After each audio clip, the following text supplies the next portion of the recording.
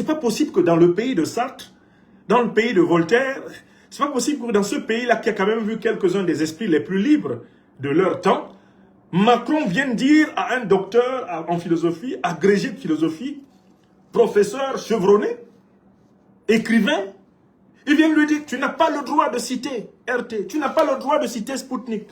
Qui êtes-vous, Macron? Vous n'avez aucun pouvoir de m'empêcher de citer qui je veux. Je cite qui je veux. J'ai cité qui je veux, je citerai qui je veux. Comme on dit chez nous à Ouagadougou, content n'est pas content, mais content quand même. Macron n'est pas content, mais il est content quand même. Je citerai qui je veux et j'appelle les Africains à citer qui ils veulent. Maliennes, Maliens, Aoniche, Africaines, Africains, je vous salue toutes et tous. Bon mois de Ramadan à toutes les musulmanes, à tous les musulmans d'Afrique et du monde. Que la paix, la joie et l'amour inondent les cœurs et influencent les vibrations de la terre, sous l'inspiration de l'unique et seul très grand, maître de toutes nos vies, tout-puissant créateur, très miséricordieux, omnipotent, omniprésent et omniscient.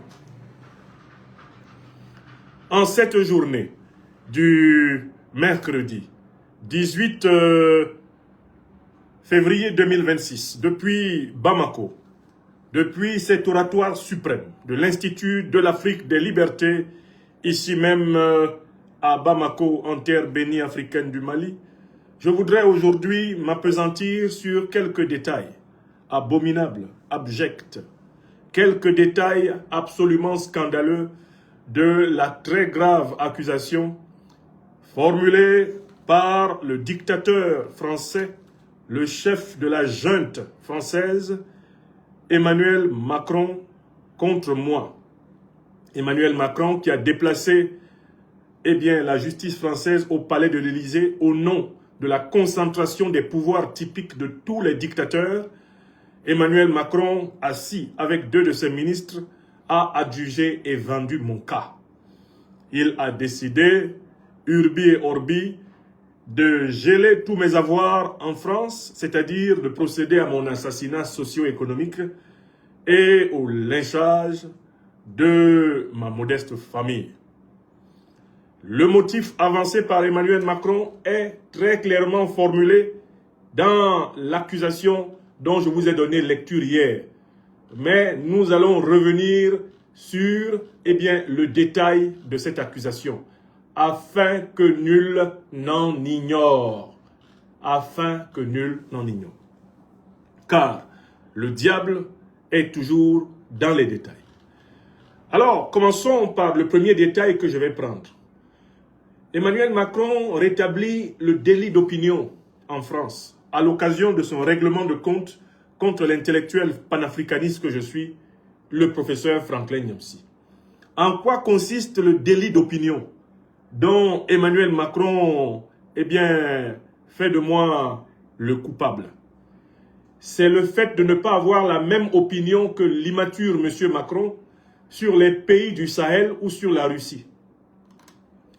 Pour M. Macron, dès que quelqu'un qui est sur la terre de France ou qui est citoyen français n'a pas la même opinion que lui, Emmanuel Macron, sur le Mali, le Burkina Faso, le Niger, l'Alliance des États du Sahel, dès que quelqu'un, citoyen français, n'a pas la même opinion que lui, Emmanuel Macron, sur le conflit entre la Russie et l'Ukraine, cette personne-là vient de commettre un délit.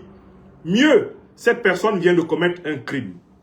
Car voici ce que M. Macron n'a pas eu peur, il n'a pas eu honte d'écrire. Je prends les formulations absolument assassines de son accusation. Voici comment Emmanuel Macron exprime cette ignominie. Comment il transforme en crime et en délit le fait d'avoir une opinion politique différente de lui. Il dit, considérant que M. Franklin Nathan Nyamsi, alias Nyamsi wa Cameroun wa Africa, ressortissant français et camerounais, qui se dit au service des juntes sahéliennes, activement soutenues par la Russie, a acquis une notoriété au niveau international auprès de puissances étrangères hostiles à la France, pour son activité numérique particulièrement importante et ses prises de position relayant la désinformation russe. Qu'ainsi sur ses différents réseaux sociaux, Facebook, YouTube, X et Instagram, il cumule plus d'1 million d'abonnés et plus de 131 millions de visionnages de vidéos par ses abonnés sur YouTube, alimentant un ressentiment populaire anti-français en Afrique, ainsi que parmi les diasporas africaines en France. Prenons ce premier considérant. En quoi le fait d'être d'accord avec la revendication du Mali, la revendication du Burkina Faso, la revendication de la Russie ou la revendication du Niger, en quoi le fait d'être d'accord avec cela concerne la France? En quoi mes opinions politiques? Parce que là, vous savez, pendant pratiquement 5 ans, Macron m'a fait torturer, persécuté par l'administration de l'éducation nationale en France. Il m'a fait traduire pratiquement 3 fois devant les instances disciplinaires de l'Académie de Normandie, au motif que j'étais en train d'enfreindre ce qu'ils ont appelé l'obligation de réserve. Et qu'en tant que professeur de l'enseignement public, je ne devais pas critiquer la politique africaine de la France. Bon, moi j'ai démissionné. Je leur ai laissé ça. Bon, M. Macron, ça ne lui suffit pas. Maintenant que j'assume en mon nom propre toutes mes opinions, quel est le problème de M. Macron? Ce n'est pas le professeur agrégé de l'enseignement public français qui est en train de vous parler. Je ne suis plus en fonction dans l'enseignement public français. J'ai présenté ma démission le 1er septembre 2025. Quel est le problème de M. Macron? Et quand j'étais professeur de l'enseignement public, est-ce qu'il y a un juge qui m'a condamné? Est-ce qu'il y a un juge qui m'a condamné pour diffamation? De tout ce que j'ai dit en France, là, un juge m'a condamné pour diffamation? Est-ce qu'un juge m'a convoqué pour me reprocher d'avoir atteint à la sécurité de la France? Aucun. Est-ce que j'ai une plainte pour atteinte à la sécurité de la France? Aucune. Quand j'ai démissionné de mon poste de professeur agrégé le 1er septembre 2025, il n'y a aucune plainte qui a été portée contre moi pour atteinte à la sécurité de la France. Et jusqu'à l'instant où je vous parle, aucune plainte n'a été portée contre moi pour atteinte à la sécurité de la France. C'est M. Macron qui décrète que j'ai atteint à la sécurité de la France. Alors, je ne suis pas au service des juntes sahéliennes. Je n'ai jamais utilisé le mot junte pour désigner, comme je l'ai dit, les régimes du Mali, du Burkina Faso et du Niger. Moi, je les considère comme des régimes panafricanistes révolutionnaires, des régimes populaires, qui sont porteurs des 4 aspirations fondamentales que l'association que je dirige, l'Institut de l'Afrique des libertés, défend. Ces 4 aspirations fondamentales sont, premièrement, le départ complet, le retrait total des troupes néocolonialistes et impérialistes du sol africain. L'abolition, la suppression totale de la monnaie néocoloniale et coloniale du franc CFA. La fin de l'ingérence des puissances étrangères dans la désignation des dirigeants africains. Et troisièmement, le droit des Africains d'inventer leurs institutions en s'inspirant de leurs propres traditions. Voilà ce que je soutiens. Et il se trouve que c'est exactement ce que font le Mali, le Burkina Faso et le Niger. Je suis d'accord avec les régimes du Mali, du Burkina Faso et du Niger parce que ce qu'ils défendent, je l'estime juste en mes âmes et conscience et que depuis 30 ans, je défends exactement la même cause. Alors, si le Mali, le Burkina Faso et le Niger sont activement soutenus par la Russie, est-ce que c'est un crime? Le Mali, le Burkina Faso et le Niger sont des États souverains. Ils ont la liberté d'avoir les partenaires qu'ils veulent. Quand c'est la France et la Russie qui se soutenaient mutuellement, quand la Russie a soutenu la France contre l'Allemagne nazie à la Deuxième Guerre mondiale, quand la Russie a aidé la France à s'en sortir lors de la Première Guerre mondiale, est-ce que les Africains s'en sont mêlés pour empêcher la Russie et la France de coopérer activement? Quand M. Macron et les dirigeants français font retraiter le combustible nucléaire français par la société russe Rosatom, est-ce que les Africains, le Mali, le Burkina Faso, le Niger s'en mêlent? En quoi les relations diplomatiques entre le Mali, le Burkina Faso et la Russie concernent M. Macron? Sauf à imaginer que M. Macron est encore dans l'illusion de croire que l'Afrique, anciennement colonie française ou territoire sous tutelle de la France, appartient toujours à la France. Que les régimes révolutionnaires panafricanistes sahéliens soient soutenus par la Russie, c'est d'autant plus logique que l'histoire des relations franco-africaines est radicalement différente de l'histoire des relations russo-africaines. Les relations franco-africaines sont dominées par le racisme, le colonialisme, le néocolonialisme et l'impérialisme. C'est comme cela qu'elles sont perçues par la majorité des experts et des populations africaines. Alors que les relations russo-africaines sont des relations antiracistes, anticolonialistes, anti-impérialistes. Ce sont des relations qui travaillent sous le paradigme du partenariat gagnant-gagnant.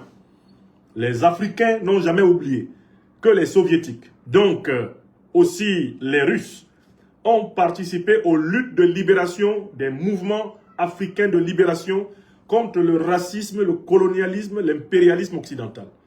L'Afrique n'a jamais oublié sa dette de camaraderie de lutte envers les Soviétiques et donc envers la Russie. Aucun des pays africains qui se sont affranchis du colonialisme, du néocolonialisme et de l'impérialisme français, portugais, italien, britannique, belge, aucun pays africain qui a pu desserrer l'étau colonial ne peut dire qu'il n'a point bénéficié de l'aide de l'Union soviétique et donc de la Fédération de Russie. Donc il n'y a pas photo entre la coopération russo-africaine et la coopération franco-africaine. La coopération russo-africaine est objectivement et scientifiquement meilleure, je ne dis pas parfaite, que la coopération franco-africaine. Et c'est cela qu'on va enseigner de l'école primaire jusqu'à l'université, dans tous les pays africains libérés du colonialisme et du néocolonialisme français. L'enseignement va montrer les différentes formes de coopération dans lesquelles l'Afrique s'est retrouvée ces derniers siècles. Nous allons distinguer la coopération raciale, la coopération coloniale, la coopération néocoloniale, la coopération impérialiste d'un côté, et de l'autre côté, la coopération fraternelle, la coopération gagnant-gagnant, la coopération partenariale, la coopération anticolonialiste, anti-impérialiste, anti-néocolonialiste. Ça, c'est de notre côté. Et nous allons expliquer à nos enfants, de l'école maternelle à l'université, qu'ils doivent se battre pour imposer au monde entier la deuxième forme de coopération avec l'Afrique et pour détruire toutes les structures de la première forme de coopération, la coopération raciste, colonialiste, néocolonialiste et impérialiste. Jusqu'ici, je ne vois pas ce que j'ai fait à la France, si ce n'est défendre ce qui est juste pour l'Afrique. M. Niamsi a acquis une notoriété au niveau international. Mais M. Macron, la notoriété que j'ai acquise, c'est le résultat du travail. Ce n'est pas une notoriété gratuite. Si j'étais un individu nul, si j'étais un individu carent, si j'étais un individu incompétent, je n'aurais pas acquis cette notoriété internationale. Je rappelle que dans la notion de notoriété, il y a cette idée de notabilité. Je suis reconnu comme une notabilité du savoir qui libère. Les Africains m'appellent le serviteur des paix spirituelles de la liberté des Africains, le docteur des preuves. Au Burkina Faso, on m'appelle le Gandaogo international, Dans mon pays natal, le Cameroun, on m'appelle chef signé. Oui! Je suis un fils adoptif de plusieurs républiques de mon continent natal. Je suis un fils du peuple malien, aujourd'hui, du peuple sahélien, aujourd'hui. Pas par complaisance, mais par la qualité de mes contributions à l'émancipation collective. Les régimes du Sahel ne m'assurent pas bienveillance, protection et reconnaissance par hasard. C'est en raison, eh bien, de mon engagement pour notre cause juste, légitime et commune. Il y a un proverbe ivoirien qu'on doit répéter à Macron et qui dit « il n'y a rien dans jalousie ». Si vous voulez avoir la même notoriété au niveau international que moi, vous auriez dû vous engager aux côtés des panafricanistes, des anticolonialistes, des anti-impérialistes, et vous auriez vu comment votre notoriété serait comparable à la mienne. Or, aujourd'hui, en Afrique et même en France, vous n'êtes pas plus populaire que moi. Monsieur Macron, ce n'est pas de ma faute si je suis meilleur, puisque je sers une cause juste. Elle est juste aux yeux de tous les justes de France, elle est juste aux yeux de tous les justes d'Afrique, elle est juste aux yeux de tous les justes du monde. Il n'y a que des racistes, des colonialistes, des néocolonialistes et des impérialistes comme Macron pour penser que ma notoriété est imméritée. Bon, j'ai acquis une notoriété au niveau international. Merci de cet hommage, mais je n'ai pas besoin de vous pour savoir ma notoriété, car je ne vous la dois pas. Je la dois à mon travail et à la reconnaissance des justes autorités africaines et internationales. Ce n'est pas vous qui m'avez invité au Mali. Ce n'est pas vous qui m'avez invité au Burkina Faso. Ce n'est pas vous, Macron, qui m'avez invité au Niger. Ce sont les présidents Assimi Goïta, Ibrahim Traoré, Abdourahmane Tiani. Alors que vous, quand vous avez voulu venir ici au Mali, on a dit que vous ne venez pas. Si le président Goïta a dit que vous ne venez pas, ce n'est pas de ma faute. C'est votre comportement envers le Mali. Si moi j'avais eu le même comportement que vous envers le Mali, le président Goïta ne m'aurait pas invité. Vous avez refusé de changer de comportement et vous, on a dit qu'on ne veut pas vous voir ici. Ce n'est pas de ma faute. Ce n'est pas moi qui vous ai envoyé. En 2017 à Ouagadougou, vous moquez du président Roch-Marc Christian Kaboré devant tout le peuple burkinabé. Je n'étais pas là-bas. Ce n'est pas moi qui vous ai envoyé faire des gaffes, Macron. Ce n'est pas moi, Emmanuel Macron, qui vous ai conseillé de convoquer 5 chefs d'État africains, notamment sahéliens, avec beaucoup de mépris dans la ville de Pau.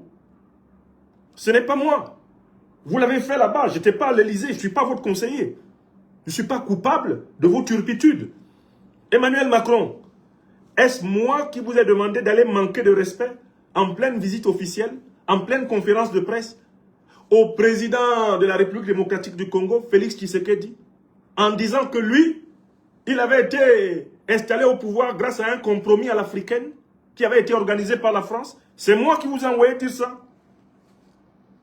Les bourdes de Macron, est-ce que j'y suis pour quelque chose? Lui a soufflé quelque chose à l'oreille. Moi, en effet, j'ai une notoriété au niveau international. Vous êtes de notoriété détestée et méprisée au niveau international. Vous êtes le dirigeant français le plus méprisé de toute l'histoire de la France. Même Pétain, je pense, n'avait pas atteint vos niveaux d'impopularité. Vous êtes impopulaire en France. En Europe, vous êtes méprisé par tous les autres dirigeants. Vous êtes méprisé par Donald Trump, qui s'est même moqué de vos lunettes et s'est demandé ce qui vous était arrivé à l'œil. Vous êtes méprisé par Donald Trump qui vous tord le bras publiquement, comme on tord le bras à un mauvais garçon mal élevé. On vous a vu méprisé par le président turc Recep Tayyip Erdogan. Macron, je n'étais pas là-bas, c'est pas moi. On a vu le président Poutine vous faire asseoir au bout d'une longue table. On a vu plusieurs chefs d'État vous humilier dans le monde entier. Je n'étais pas là-bas, Macron.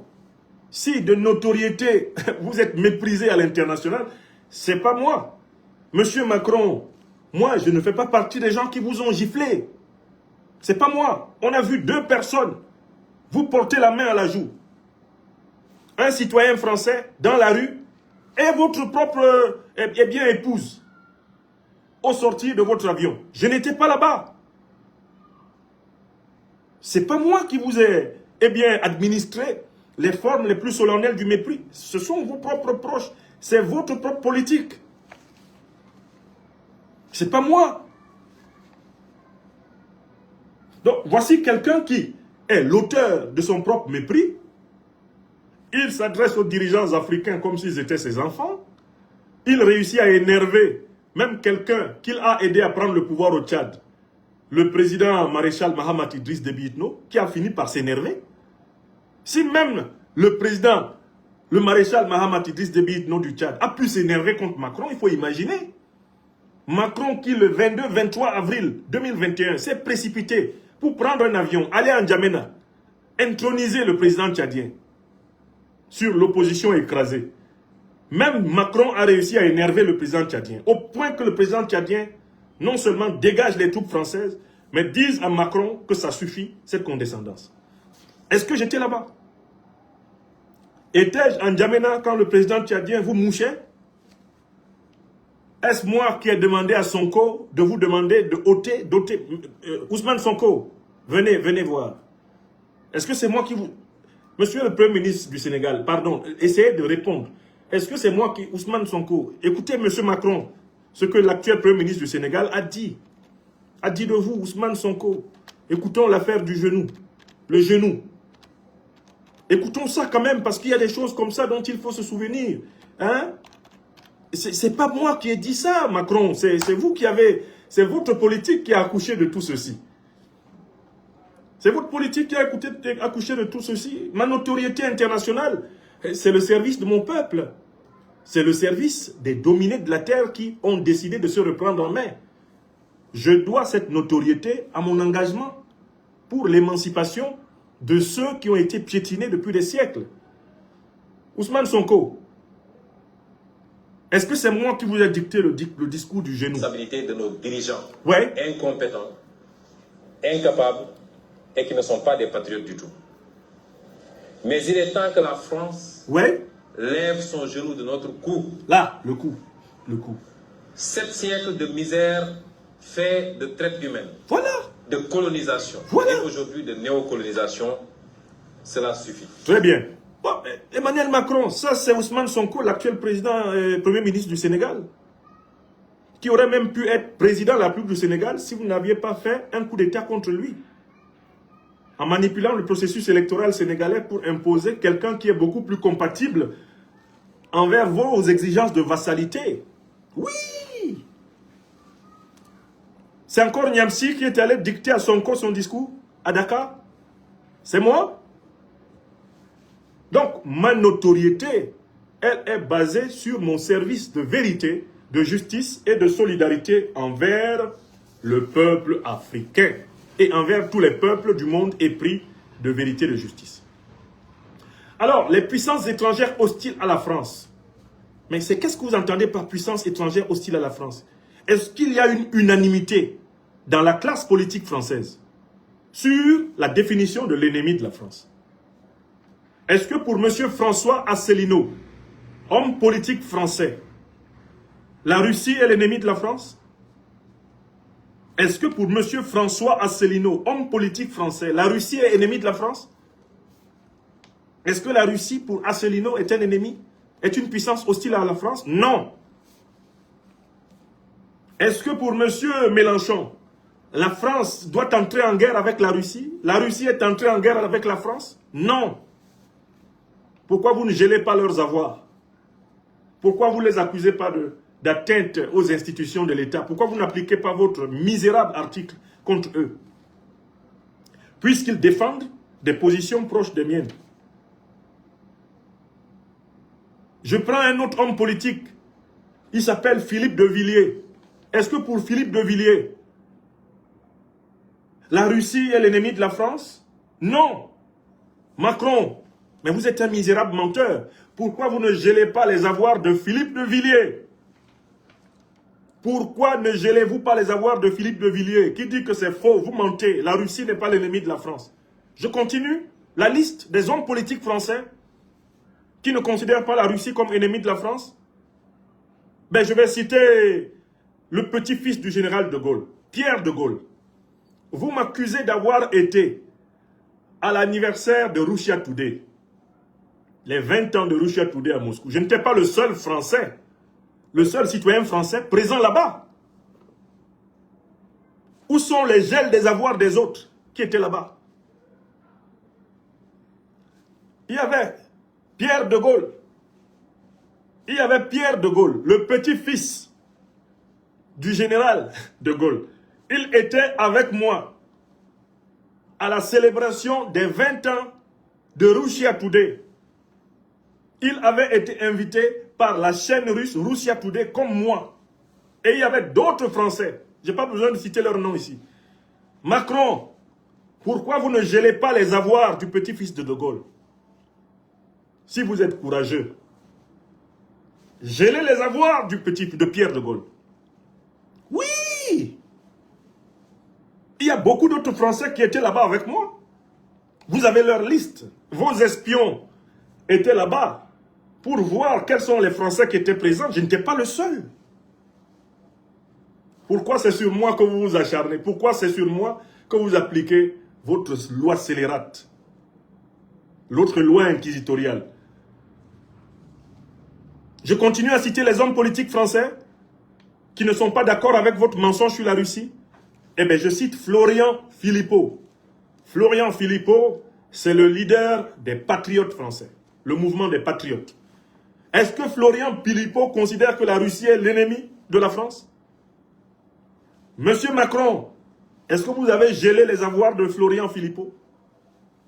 Est-ce que vous accusez Florian Philippot d'atteinte à la sécurité de l'État français parce qu'il n'est pas d'accord avec votre narratif sur l'Ukraine? Vous voulez qu'on continue la liste? Combien d'hommes politiques français se sont tenus debout? Thierry Mariani. Thierry Mariani ne critique-t-il pas votre politique en Ukraine? Donc, voilà quelques preuves du caractère discriminatoire, racial, du caractère arbitraire et sauvage de votre attaque contre ma personne. Alors, les puissances étrangères hostiles à la France, à savoir le Mali, le Burkina Faso et le Niger. Mais pourquoi le Mali, le Burkina Faso et le Niger sont-ils hostiles à la France? Ce sont des pays qui ont été victimes de la traite négrière française. Ce sont des pays qui ont été victimes de la colonisation française. Vous-même, vous avez dit en Algérie, vous avez reconnu en Algérie que la colonisation était un crime contre l'humanité. Pourquoi voulez-vous que les Maliens vous soient en tout point favorables? Alors que vous les avez esclavagisés, vous les avez colonisés, barbarisés, exterminés. Pourquoi voulez-vous que les Burkinabés, pourquoi voulez-vous que les Nigériens n'aient rien à vous reprocher? Alors que des colonnes entières de l'armée française ont commis des crimes de guerre, des crimes contre l'humanité, hein? Contre ces pays-là. Mais monsieur Macron, est-ce que l'hostilité des pays africains envers la politique africaine de la France n'est pas fondée sur l'histoire? Vous avez un problème sérieux. Il faudrait que je vous fasse donc à ce moment un petit rappel sur la responsabilité juridique et historique de la France pour les crimes de la période coloniale et postcoloniale. J'ai ici un très bon document qui synthétise toute cette affaire. La France, autrefois l'un des plus grands empires coloniaux, conserve encore aujourd'hui une partie de ses possessions coloniales sous la forme de territoires d'outre-mer. Du XVIe au XXe siècle, Paris menait activement une politique d'expansion visant à établir une domination économique, politique et culturelle. Le modèle colonial imposé par Paris se distinguait par sa brutalité et a causé des dommages considérables aux peuples d'Amérique, d'Asie, d'Afrique et d'Océanie. La politique française de conquête des territoires et d'asservissement d'autres peuples était motivée par plusieurs facteurs. Les Français cherchaient à accroître leur richesse nationale en exploitant les ressources naturelles étrangères. Ainsi, ils exportaient du coton, du sucre et du tabac d'Amérique, où de grandes plantations étaient établies. Sur les territoires des actuels Sénégal et Mali, ils extrayaient de l'or et des diamants. La Côte d'Ivoire et le Gabon étaient des sources de caoutchouc et de cacao. L'Indochine approvisionnait la métropole en riz et en étain. Les matières premières importées des colonies étaient traitées dans les manufactures et usines françaises, favorisant ainsi le développement de l'industrie française et l'augmentation du niveau de vie des habitants de la métropole. Oui, excusez-moi, qui frappe là à la porte? Oui, il y a quelqu'un qui vient de sortir de sa tombe là. Il dit qu'il veut à ce moment-là dire quelque chose. Qui est-il? Donnons-lui rapidement la parole. Oui, alors, très bien. Il y a quelqu'un qui veut intervenir à ce moment-là, avant que je continue à vous lire le document. Oui, oui, oui, venez parler. Tiens, c'est M. Chirac. M. Chirac, vous êtes là? Allez-y, allez-y. Allez-y, allez-y, allez-y. Prenez la parole. On oublie seulement une chose. Oui, qu'est-ce qu'on oublie? C'est qu'une grande partie de l'argent qui est dans notre porte-monnaie vient précisément de l'exploitation depuis des siècles de l'Afrique. Pas uniquement. Beaucoup viennent de l'exploitation de l'Afrique. Alors, il faut avoir un petit peu de bon sens. Je ne dis pas de générosité. Tout à fait. De bon sens, de justice, pour rendre aux Africains, je dirais, ce qu'on leur a pris, d'autant que c'est nécessaire si l'on veut éviter les pires convulsions ou difficultés avec les conséquences politiques que ça comporte dans le prochain livre. Merci. Monsieur Chirac, vous pouvez retourner dans votre tombe. Hein. Je suis dans une conférence sérieuse. Les aveux d'outre-tombe, bon, ça peut toujours servir. On continue. Les matières premières importées des colonies étaient traitées dans des manufactures et usines françaises, favorisant ainsi le développement de l'industrie française et l'augmentation du niveau de vie des habitants de la métropole. En même temps, les colonies servaient de marché pour les produits fabriqués, ce qui donnait un élan supplémentaire au développement du commerce et à l'augmentation des revenus. De nombreux spécialistes français reconnaissent que l'exploitation des colonies a été un facteur déterminant pour le développement économique français, notamment M. Sobi dans son livre « Capitalisme et marché colonial », M. Jean-Baptiste Durosel dans son Histoire de la décolonisation des peuples européens et M. Jacques Marseille dans son ouvrage Le triomphe du colonialisme, Histoire de la colonisation française. La conquête de nouveaux territoires était perçue par Paris comme un moyen de renforcer et consolider ses positions sur la scène mondiale dans le contexte de la lutte géopolitique contre la Grande-Bretagne, l'Espagne, le Portugal, l'Autriche, l'Allemagne. À son apogée, à la fin du 19e siècle et au début du 20e, l'empire colonial s'étendait sur environ 13 millions de kilomètres carrés. À titre de comparaison, la superficie actuelle des États-Unis est d'environ 10 millions de kilomètres carrés. La population de l'empire colonial français comptait environ 100 à 110 millions de personnes.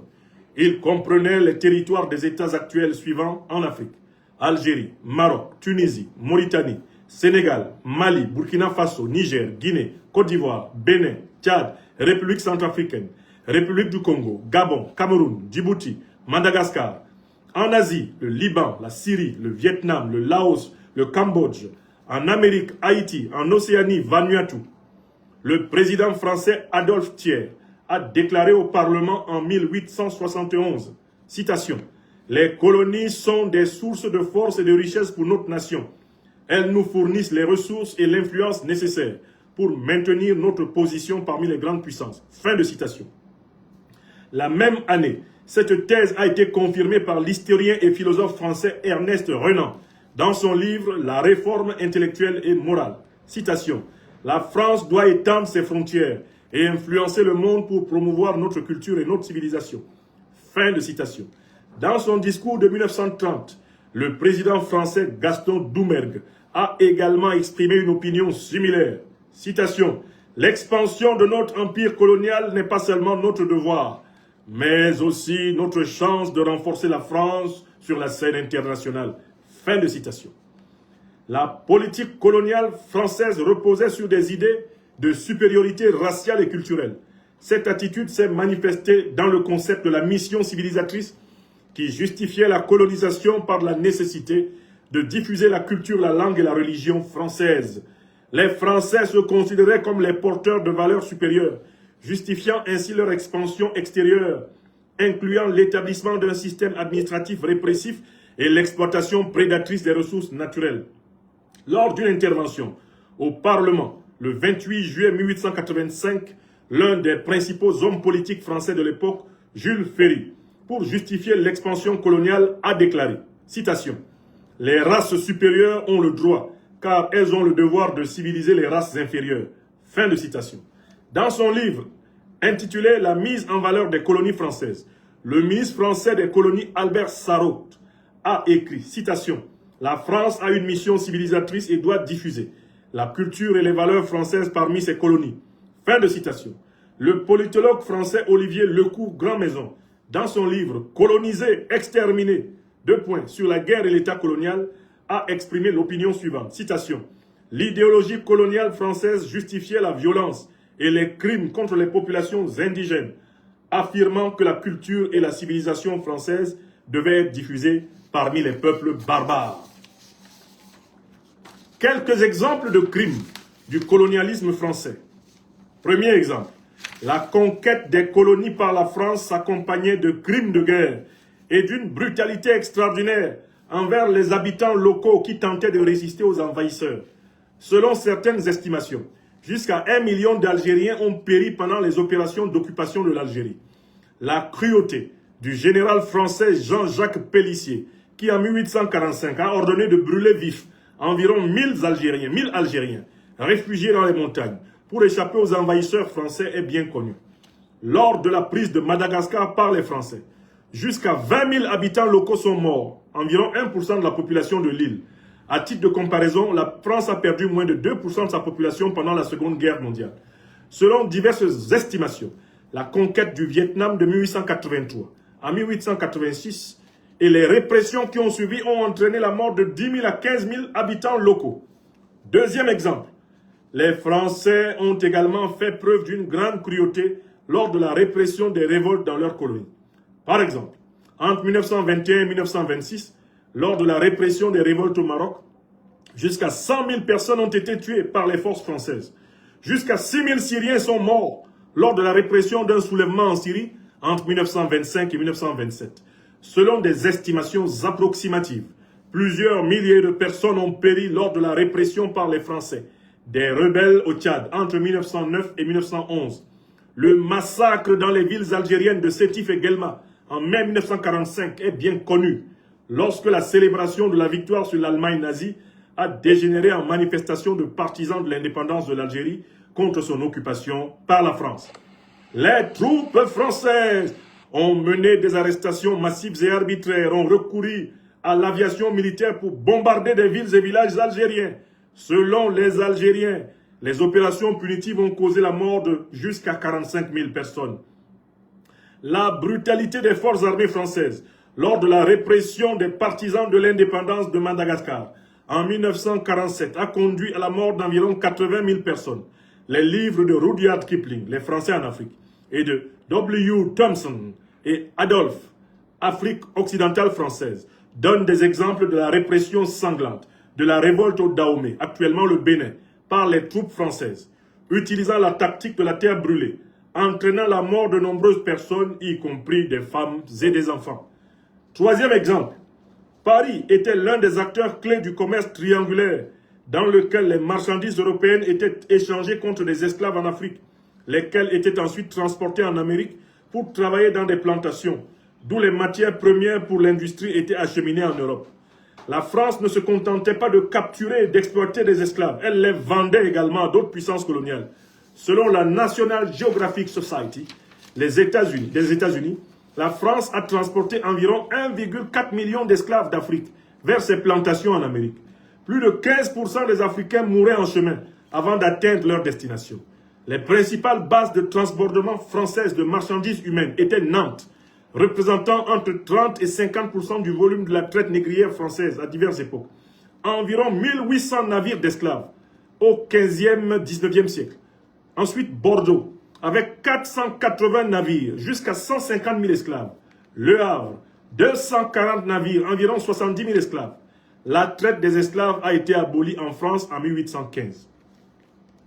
Le statut juridique des esclaves, ou plutôt leur absence de droit, dans les colonies françaises était établi par les codes spécifiques. Le plus connu d'entre eux est le Code noir de 1685, préparé sous Colbert, ministre des Finances du roi Louis XIV, et publié après sa mort, qui n'a toujours pas encore été abrogé d'ailleurs. Ce recueil de règles sanctionnait l'exploitation des Noirs, les considérant non pas comme des êtres humains, mais comme des biens. Les prescriptions qu'il contenait portaient sur 3 points principaux: la conversion des esclaves au christianisme, l'imposition de restrictions et l'application de châtiments, y compris les punitions corporelles et le marquage au fer rouge, ainsi que la détermination des conditions de leur libération. Au cours du XVIIIe siècle, de nouveaux actes ont été émis pour compléter et développer le Code noir, durcissant les sanctions déjà sévères contre les esclaves. Le roi Louis XVI de France, cherchant apparemment à unifier et humaniser cette pratique, a limité par un édit spécial de 1784 il a limité à 50 coups de fouet toute punition à laquelle un esclave pouvait être condamné. L'esclave en France, l'esclavage a été totalement aboli pendant la Révolution de 1848. 4e exemple, l'utilisation des matières premières importées des colonies, ainsi que la main-d'œuvre bon marché des migrants venant de ces territoires, a favorisé le développement dynamique des entreprises françaises. Ces facteurs ont contribué, entre autres, à la création et à l'expansion d'un certain nombre de grandes entreprises, dont certaines jouent aujourd'hui un rôle important dans l'économie française. Par exemple, Bolloré, Schneider Electric, Pernod Ricard, Lagardère, L'Oréal. Les entreprises françaises ne prenaient pas en compte les sacrifices des colonies et de leurs habitants dans la promotion de leurs intérêts. Par exemple, lors de la construction du chemin de fer Congo-Océan, entre 1921 et 1934, destiné à faciliter le transport des minerais des régions intérieures de l'Afrique vers la côte, entre 15 000 et 20 000 travailleurs africains sont morts en raison de maladies, de mauvais traitements et d'accidents. 5e exemple, les activités des colonisateurs français ont eu un impact négatif considérable sur la nature africaine.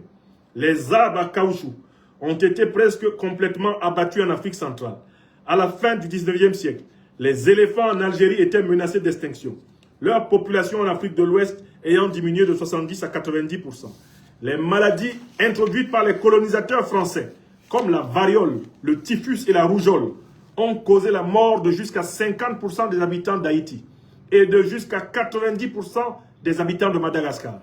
Entre 1960 et 1990, la France a réalisé 210 essais nucléaires, principalement en Algérie et en Polynésie française. Les explosions ont entraîné une contamination radioactive importante de vastes zones terrestres et maritimes, les rendant impropres à l'habitation et à l'exploitation économique.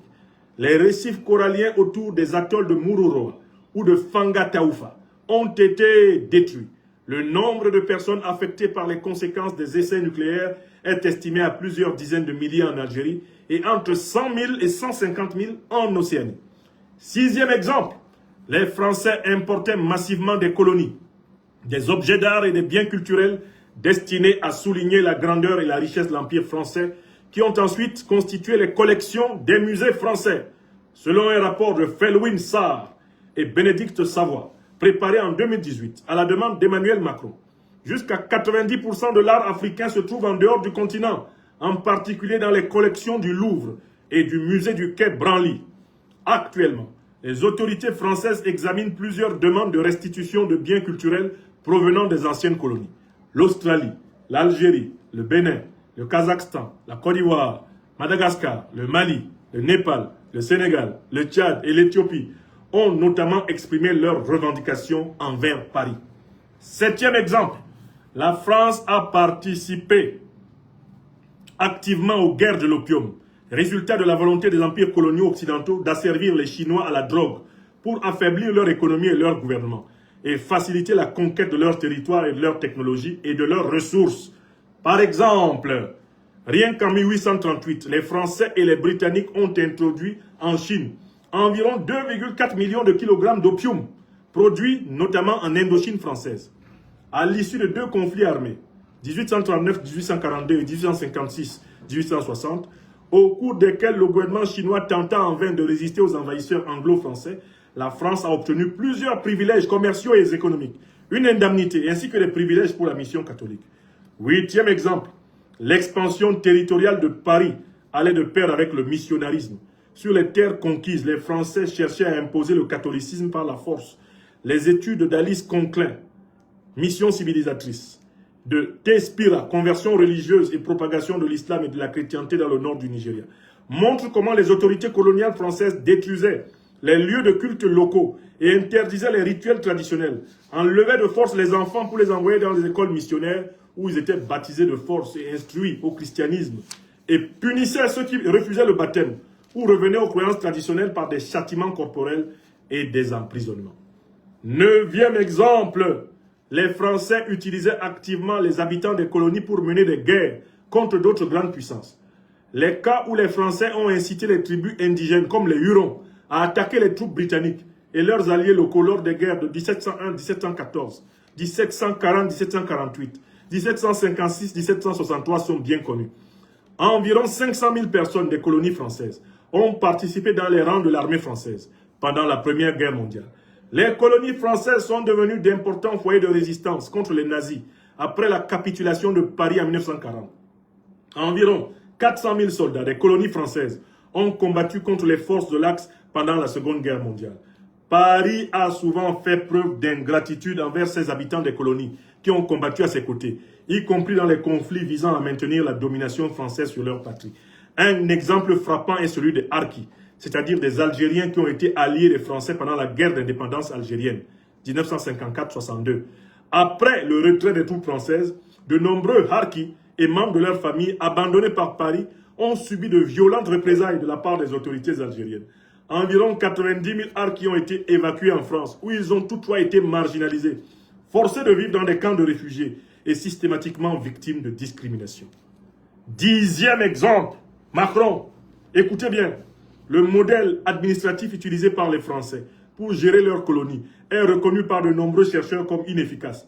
La dépendance de Paris à l'égard de ses propres cadres, le faible travail avec les élites locales et le manque de prise en compte des réalités ethniques, sociales et religieuses sur place, comme lors de la division des colonies en Afrique, entre les États européens lors de la conférence de 1884-85 à Berlin, ont prédéterminé de nombreux problèmes auxquels les pays du continent continuent de faire face aujourd'hui. Cette opinion est notamment soutenue par les historiens Jean Suret-Canal et Achille Mbembe.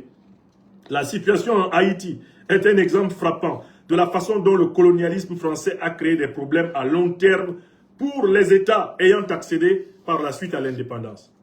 Là, je ne vous ai parlé un tout petit peu que de l'histoire tragique du colonialisme français. Dans une prochaine intervention, je vous donnerai quelques faits incontestables sur l'histoire tragique du néocolonialisme français. Alors, revenons aux accusations de M. Macron contre moi. M. Macron, vous dites que je soutiens des puissances étrangères hostiles à la France. Vous parlez en ce sens donc du Mali, du Burkina Faso et du Niger, qui ont été victimes des crimes de guerre, des crimes économiques et des crimes contre l'humanité française. Est-ce que vous ne trouvez pas qu'il est raisonnable à un Français ou à une Française normalement éduquée, moralement éduquée, de soutenir les réparations pour les crimes de guerre, les crimes contre l'humanité, les crimes économiques commis par la France? Et pour ce qui est de la Fédération de Russie, elle n'a jamais commis de crimes contre l'humanité, de crimes de guerre et de crimes économiques contre l'Afrique. Elle a toujours été aux côtés des Africains quand ils luttaient contre le colonialisme, contre l'impérialisme et le néocolonialisme. Pourquoi voulez-vous que je sois hostile à une puissance qui n'a pas fait de mal à mon continent? Pourquoi voulez-vous que le Mali, le Burkina Faso et le Niger vous soient favorables alors que vous n'avez fait que du mal à ces pays? Et vous continuez à le faire en soutenant le terrorisme.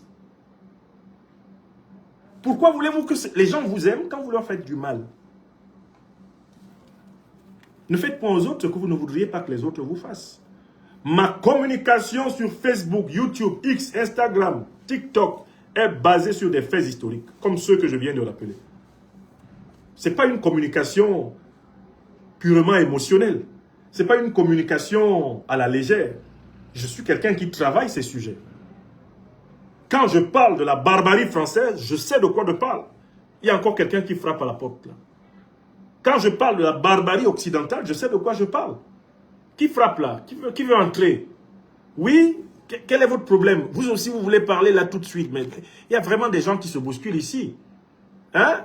C'est qui là? Qui vient là? J'entends un bracelet teinté à son pied.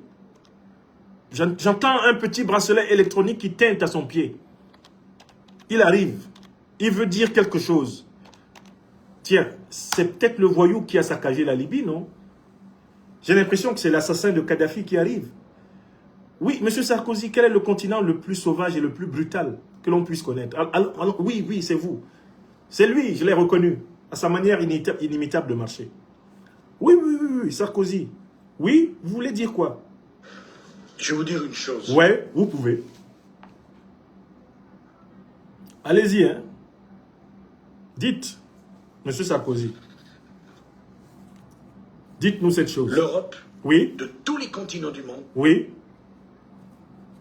Pourquoi vous lui coupez la parole? Laissez-le parler. Oui, l'Europe de tous les continents du monde, oui. Et le continent le plus brutal. Ah, où il y a eu les guerres les plus sauvages. Très bien. C'est pas l'Afrique, c'est pas l'Asie. Merci. C'est l'Europe. Bon, très bien. Et je vais vous dire autre chose. Non, c'est bon, Sarkozy. Lui, il a été aussi président de la République française avant vous, Macron. Il dit que le continent européen est le plus sauvage, le plus barbare de l'histoire de l'homme. C'est ce qu'il a dit. Et ce que j'ai relaté là, pendant pratiquement 10 à 15 minutes, correspond à ce que Sarkozy reconnaît. Lui-même, c'est un barbare, Sarkozy. C'est lui qui, avec Obama, Clinton, Hillary et David Cameron, a saccagé la Libye. Et ils ont fait ça en bonne entente avec les organisations terroristes. Au point que vous-même, Emmanuel Macron, vous avez dit ceci dans le journal Le Figaro du mois de juin 2017. Nous, Français, nous avons eu tort de faire la guerre contre la Libye, car il en a résulté partout des États sahéliens faillis et des groupes terroristes qui prospèrent.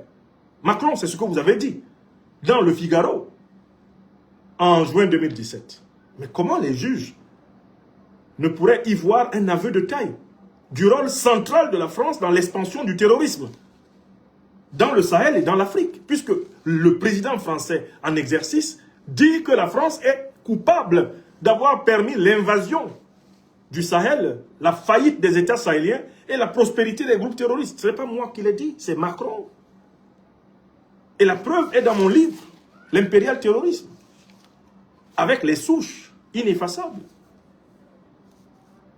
Donc, ma communication sur les réseaux sociaux est entièrement basée sur des faits. Je ne divague pas. Je pars toujours d'empirisme incontestable. Et c'est à partir de ces empirismes que je construis mes théories. Bon, il y a un deuxième détail. La Russie a renforcé son influence auprès des jeunes sahéliennes et de leur soutien. Mais en quoi ça concerne la France? Les relations entre la Russie et les pays de l'Alliance des États du Sahel sont-elles l'affaire de la France? À quoi sert ce considérant? La Russie a signé des accords de défense se traduisant par la livraison de matériel et le déploiement de militaires regroupés au sein de l'Africa Corps en remplacement de la société malienne. C'est votre problème? Ce sont vos soldats? C'est vous qui payez? La Russie a envoyé récemment du matériel militaire à l'armée malienne depuis 2021. C'est à vous qu'elle a envoyé? Est-ce que le matériel a été envoyé à l'armée française? En quoi ça vous concerne? C'est la France qui a payé pour le Mali? Est-ce que vous êtes fou à Paris là? Est-ce que vous n'êtes pas timbré par hasard? Le matériel militaire malien que nous voyons là, c'est la France qui a payé pour le Mali?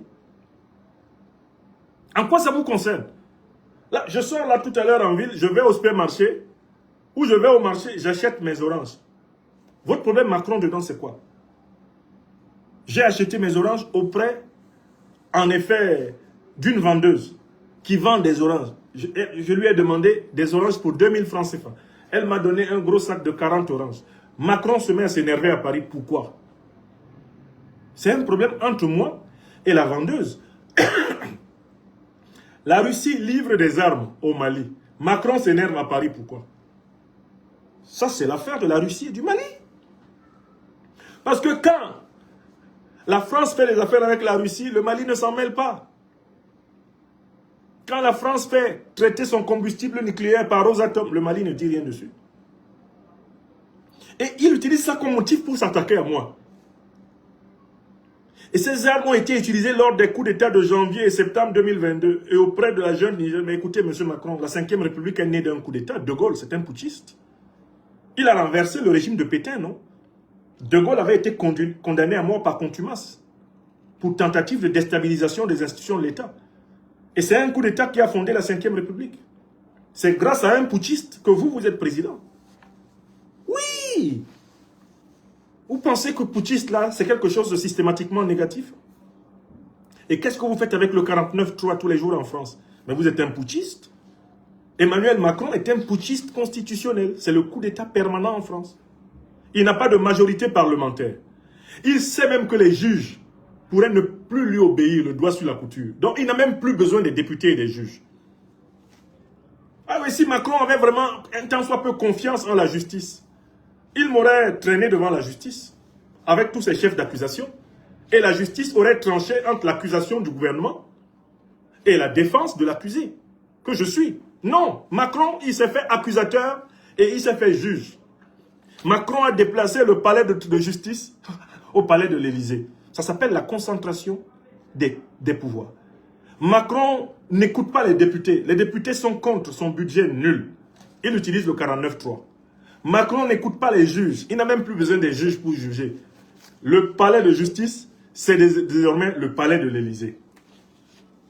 Et c'est ce type-là qui veut donner des leçons au président Assimi Goïta, Tiani, aux grands révolutionnaires panafricanistes du Sahel, qui sont aimés par leur peuple, qui sont adulés par les Africains du monde entier. Vous voyez comment ce monsieur Macron est mauvais? Il est mauvais, il est décalé, il est coupé de toute réalité. Ça ne va pas là, Macron. Voilà, il continue en disant, les autorités russes ont déclaré au terme d'une visite des chefs de la diplomatie de l'Alliance, composée du Mali, du Burkina Faso et du Niger, dirigés par des régimes militaires, etc., le renforcement de leur soutien militaire, économique et diplomatique, avec notamment la signature le 14 août 2025 d'une déclaration conjointe et d'un mémorandum d'entente avec les ministres de la Défense de l'AES et leurs homologues russes. Moi, j'ai fait quoi dedans? C'est moi qui ai signé le mémorandum. Pourquoi il cite ça contre moi? Moi, je ne suis pas au gouvernement au Mali, je ne suis pas au gouvernement au Niger, je ne suis pas au gouvernement au Burkina. Et puis, dans tous les cas, c'est un problème entre l'AES et la Russie. Et la France vient faire quoi dedans? Est-ce que la France est membre de l'AES? Est-ce que la France est membre de la Fédération de Russie? Macron, vous avez quoi à dire sur les négociations de la Russie et l'AES? Et puis moi, mon nom vient chercher quoi dedans? Est-ce que je suis responsable de la convention qu'il évoque? Vous voyez le hors-sujet? Enfin, dans un rapport publié le 23 juillet 2025 intitulé « Repositionnement russe au Sahel de Wagner à l'Africa Corps », le think tank Timbuktu Institute, encore une usine à gaz de la France-Afrique basée à Dakar, fondée par les experts des Nations Unies, comme si les Nations Unies étaient douées d'une expertise innocente en relations internationales. Les Nations Unies qui sont en réalité une oligarchie de puissance qui se sont partagées le monde.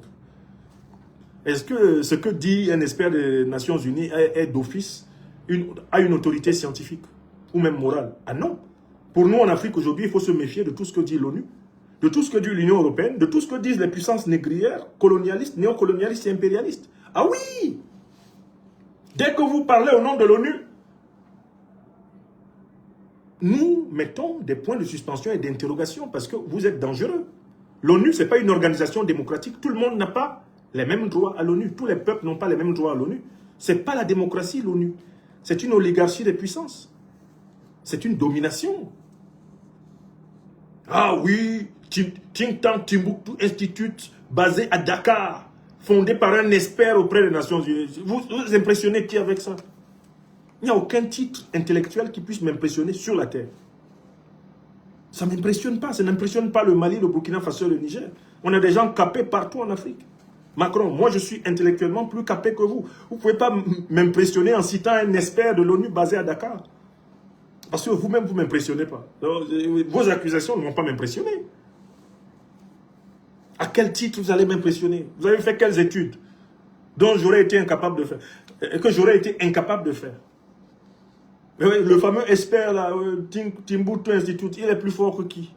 Il est plus fort que moi. Ça se saurait. Donc voilà comment ils font pour donner l'impression que leurs accusations ont une base scientifique. Ils simulent des faux experts qui sont en réalité des valets accroupis du néocolonialisme français, hein, cachés dans des organes comme ça, farfelus. Hein, ils simulent hein, l'estampille scientifique de faux experts qui ne sont rien d'autre que leur propre porte-voix. Et puis, ils veulent enrober de l'apparence de la science des décisions de pure circonstance. Alors, il identifie quoi? 4 axes de la stratégie russe au Sahel, dont celle de saper l'influence occidentale, notamment celle de la France.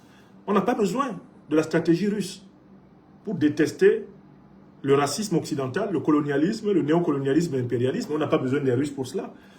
Les Africains, pour réfléchir, n'ont pas besoin d'une greffe de cerveau. Nous sommes la première civilisation humaine. L'Afrique existait. La civilisation africaine existait avant la civilisation russe. Oui! Pendant pratiquement 6000 ans, la civilisation africaine fut la plus grande, la plus puissante civilisation de la Terre. La Russie n'existait pas encore. Personne ne savait même qu'elle existerait. Respectez-nous. Respectez ceux qui ont vécu. L'Afrique n'est pas tombée de la dernière pluie. L'Afrique n'est pas tombée de la dernière pluie. Elle est la première née de l'humanité. L'Afrique est l'aînée de l'humanité, le berceau de toutes les civilisations.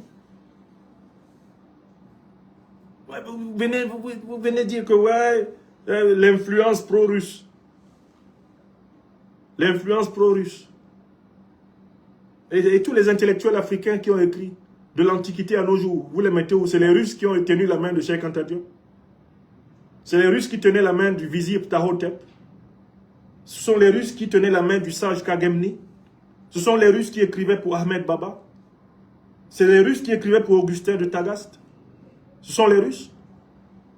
Ce sont les Russes qui écrivaient pour Anton Villemamo, pour Antonin Firmin. Ce sont les Russes. Vous êtes malade, Macron, ou quoi? Ce sont les Russes qui écrivaient pour Senghor, pour Césaire. Ce sont les Russes qui écrivaient leurs poèmes, qui écrivaient pour le docteur Du Bois. Ce sont les Russes qui écrivaient pour William Padmore. C'est eux qui écrivaient pour Nkrumah. Pour Nyerere, c'est les Russes qui écrivaient, c'est ça? Ça ne va pas dans votre tête, Macron. Ce sont les Russes qui écrivaient pour Tchoundja Mpouemi. Ce sont les Russes qui écrivaient pour Youssouf Tata Sissé. Ce sont les Russes qui écrivaient pour Barthélemy Kochi, qui écrivait pour le sage de Mopoyem, Aris Memel Foté. Ce sont les Russes qui écrivaient. Est-ce que vous allez bien dans votre tête? Ce sont les Russes qui ont écrit pour Cheikh Modibo Diarra. Ce sont les Russes. Macron, est-ce que vous êtes bien portant?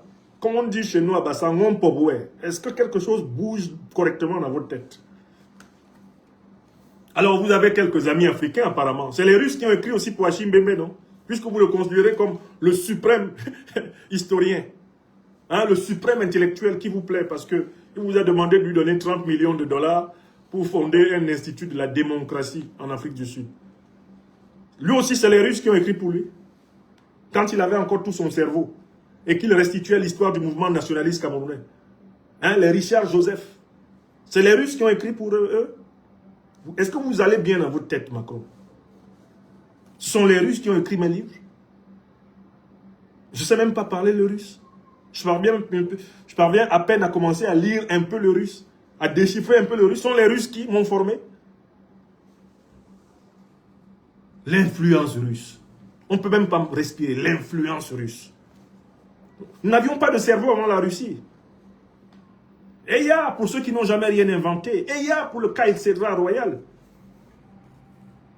Disait Aimé Césaire dans le cahier d'un retour au pays natal. Tous nos brillants scientifiques, savants, de toutes les générations, depuis Thoth l'Ancien, depuis l'immense Imhotep, le père de la médecine scientifique, vous nous prenez comme ça? Vous nous prenez, on s'en fait rien? Alors que Tombouctou, là, les petits blancs venaient étudier à Tombouctou au Moyen-Âge? Vous parlez de quoi? Mais je suis dépassé, quoi. Le type, il bâtit toute son accusation contre moi sur le principe que nous, on ne pense pas par nous-mêmes en Afrique. Eh ben, il y a quelqu'un à Moscou, le président Poutine, pour nous dire ce que nous devons penser. Bon. Je continue à regarder des détails stupides. considérant que M. Franklin Nyamsi se comporte comme un relais de l'influence russe. Vous voyez l'expression comme un relais? Comme. Donc, s'il y a un Russe qui porte une chemise bleue, si je porte une chemise bleue, et qu'il y a un dirigeant russe qui porte une chemise bleue, ressemblant à la mienne, je mérite la peine de mort. Parce que il y a des Russes qui ont des chemises bleues comme moi. Donc, s'il y a un Russe qui dénonce le colonialisme français, je n'ai plus le droit de dénoncer le colonialisme français. Parce que si je dénonce le colonialisme français, ça donne ce qu'on appelle un narratif similaire. La Russie dit que la France est une puissance coloniale. Nyamsi au Cameroun dit que la France est une puissance coloniale. Alors, Macron déduit que c'est la Russie qui a dit à Nyamsi de le dire. Alors qu'en fait, la France est une puissance coloniale. Ce n'est pas parce que c'est la Russie qui le dit que c'est vrai. Ce n'est pas parce que c'est Nyamsi qui le dit que c'est vrai. Mais c'est parce que c'est vrai que c'est vrai. Oui, quand c'est vrai, c'est vrai. Le grand penseur hollandais Baruch Spinoza disait « Veritas verum index sui ». La vérité est à elle-même son propre signe. Quand c'est vrai, c'est vrai. La France n'est pas une puissance coloniale parce que la Russie le dit. La France n'est pas une puissance coloniale parce que Nyamsi le dit. Mais c'est parce qu'elle est une puissance coloniale que Nyamsi le dit ou que la Russie le dit. Donc ils inversent complètement l'ordre de la réalité, l'ordre du réel, et ils le remplacent par l'ordre de la fiction. Il suffit qu'il y ait un énoncé russe qui corresponde à un énoncé africain pour qu'on dise que l'énoncé africain vient de Russie. Et pourquoi ça ne serait pas l'inverse?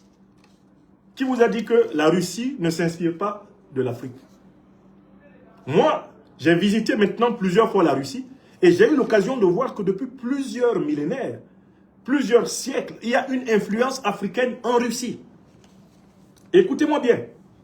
L'Afrique influence la Russie parce que le christianisme orthodoxe des Russes est fortement inspiré du christianisme orthodoxe africain éthiopien. Voilà une première piste. Allez étudier les icônes de l'église orthodoxe russe. Vous vous rendez compte que l'essentiel du catholicisme russe, l'essentiel du christianisme russe est une copie adaptée. L'essentiel de ce christianisme est une copie conforme. Eh bien, c'est une copie conforme du christianisme orthodoxe éthiopien. Du christianisme orthodoxe éthiopien. Excusez-moi mes amis, je vais donner une petite consigne à mon personnel et nous reprenons notre exposé dans moins d'une minute. Excusez-moi, donnez-moi juste une toute petite minute s'il vous plaît. Je vous laisse sur fond musical. Je vais donner une petite consigne au niveau de... Excusez-moi, donnez-moi juste une minute, mes chers amis. Ça devrait aller. Un instant.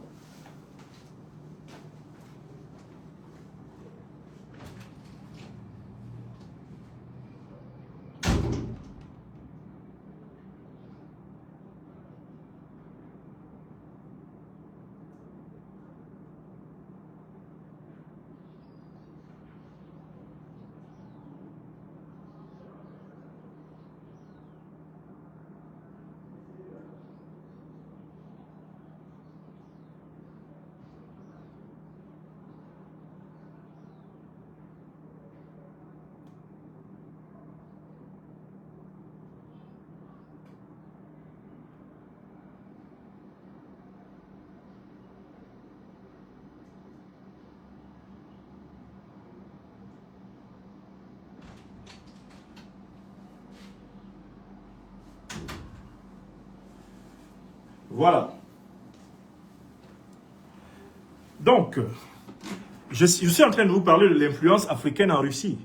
Macron semble faire comme si il était le seul à connaître un tant soit peu la Russie. Donc, le christianisme russe que vous voyez est inspiré en très bonne partie du christianisme orthodoxe tel qu'il est pratiqué, notamment par les Éthiopiens. L'église d'Éthiopie et l'église russe ont une mémoire commune. J'ai été impressionné par le nombre d'icônes, de saints noirs qu'il y a dans les cryptes des églises orthodoxes russes. Ça, c'est le premier point. Deuxième point, étudier l'influence littéraire de l'Afrique en Russie. Quelques-unes des plus grandes plumes, de la littérature russe sont d'origine africaine.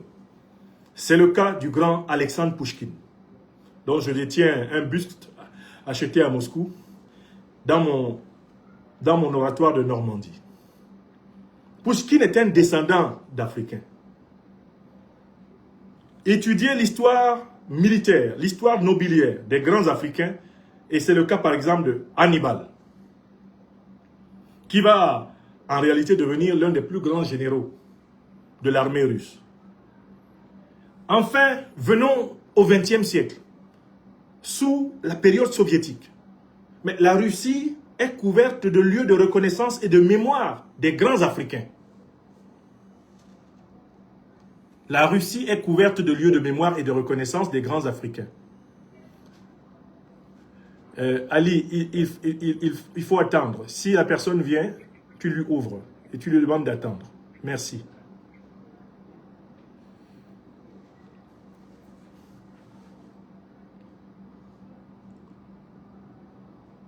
Excusez-moi, j'essaye simplement de bien relancer. Voilà. Donc, dernier point d'influence, les grands héros, les grands patriotes africains de la lutte anticolonialiste, anti-impérialiste, eh bien, du XXe siècle, sont honorés en Russie. Le nom de Patrice Emery Lumumba, le nom de Nkrumah, les grands Africains du XXe siècle, ils sont tous salués en Russie. Les Fidel Castro, les Amilcar Cabral, ils sont salués en Russie. Quand je suis allé donner ma conférence à l'Institut des études africaines à Moscou, j'ai été tellement ému. Ma conférence a été délivrée dans une salle où le portrait dominant la salle est celui du camarade Agostinho Neto, leader de la révolution angolaise. Même dans le métro de Moscou, vous trouvez des fresques consacrées à la lutte anti-impérialiste et anticolonialiste des Africains. Dans le métro de Moscou, qui est l'un des plus beaux au monde. Vous comprenez? Donc, on pense que la Russie influence l'Afrique. On ne voit pas assez comment l'Afrique influence la Russie. Vous pensez qu'il n'y a pas d'influence africaine en Russie? Il y a une influence. De la même façon, vous regardez les relations entre l'Afrique et l'Europe en pensant toujours que c'est l'Europe qui influence. Mais qu'est-ce que l'Afrique n'a pas modifié dans l'Europe? On peut étudier l'influence africaine sur l'Europe. Mais regardez les États-Unis d'Amérique. La culture américaine aujourd'hui peut-elle s'expliquer sans la civilisation africaine? Est-ce qu'on peut comprendre, par exemple, la prospérité culturelle des États-Unis sans l'apport négro-africain? Vous pouvez? Regardons vers l'Asie. J'espère que vous savez que les populations noires sont les premières populations de tous les continents. Que le Japon, la Chine, l'Inde actuelle, tous les continents ont d'abord été peuplés par les Noirs avant la grande mutation génétique de la peau, qui a accouché de toutes les variétés que vous connaissez. Vous parlez de quoi? Donc, ils veulent nous présenter comme des gens qui se sont contentés et qui se contentent de répéter ce que les autres ont inventé. Alors que ce n'est pas vrai. Même maintenant, ce n'est pas vrai. Si nous étions si nuls que cela, mais pourquoi nous avons réussi là où vous avez échoué, Macron? Macron qui a échoué plusieurs fois le concours d'entrée à l'école normale supérieure, où il espérait passer le concours de l'agrégation pour être agrégé comme moi. Il a échoué. Rien que quand on prend Macron et moi, on voit très bien que l'intelligence n'a rien à voir avec la couleur de la peau, non? La preuve, il a échoué. Moi, j'ai réussi. Je suis noir, il est blanc. Ça fait quoi? Ce n'est pas l'épiderme qui compose. C'est l'esprit. Et il souffle où il veut. Sinon, Macron n'allait pas échouer. Pensez que les Africains qui sont reconnus, haut classés, compétents partout dans le monde, vous pensez qu'ils n'ont pas, derrière eux des noirs, des blancs, des rouges, des jaunes par rapport auxquels ils sont meilleurs? C'est la vie.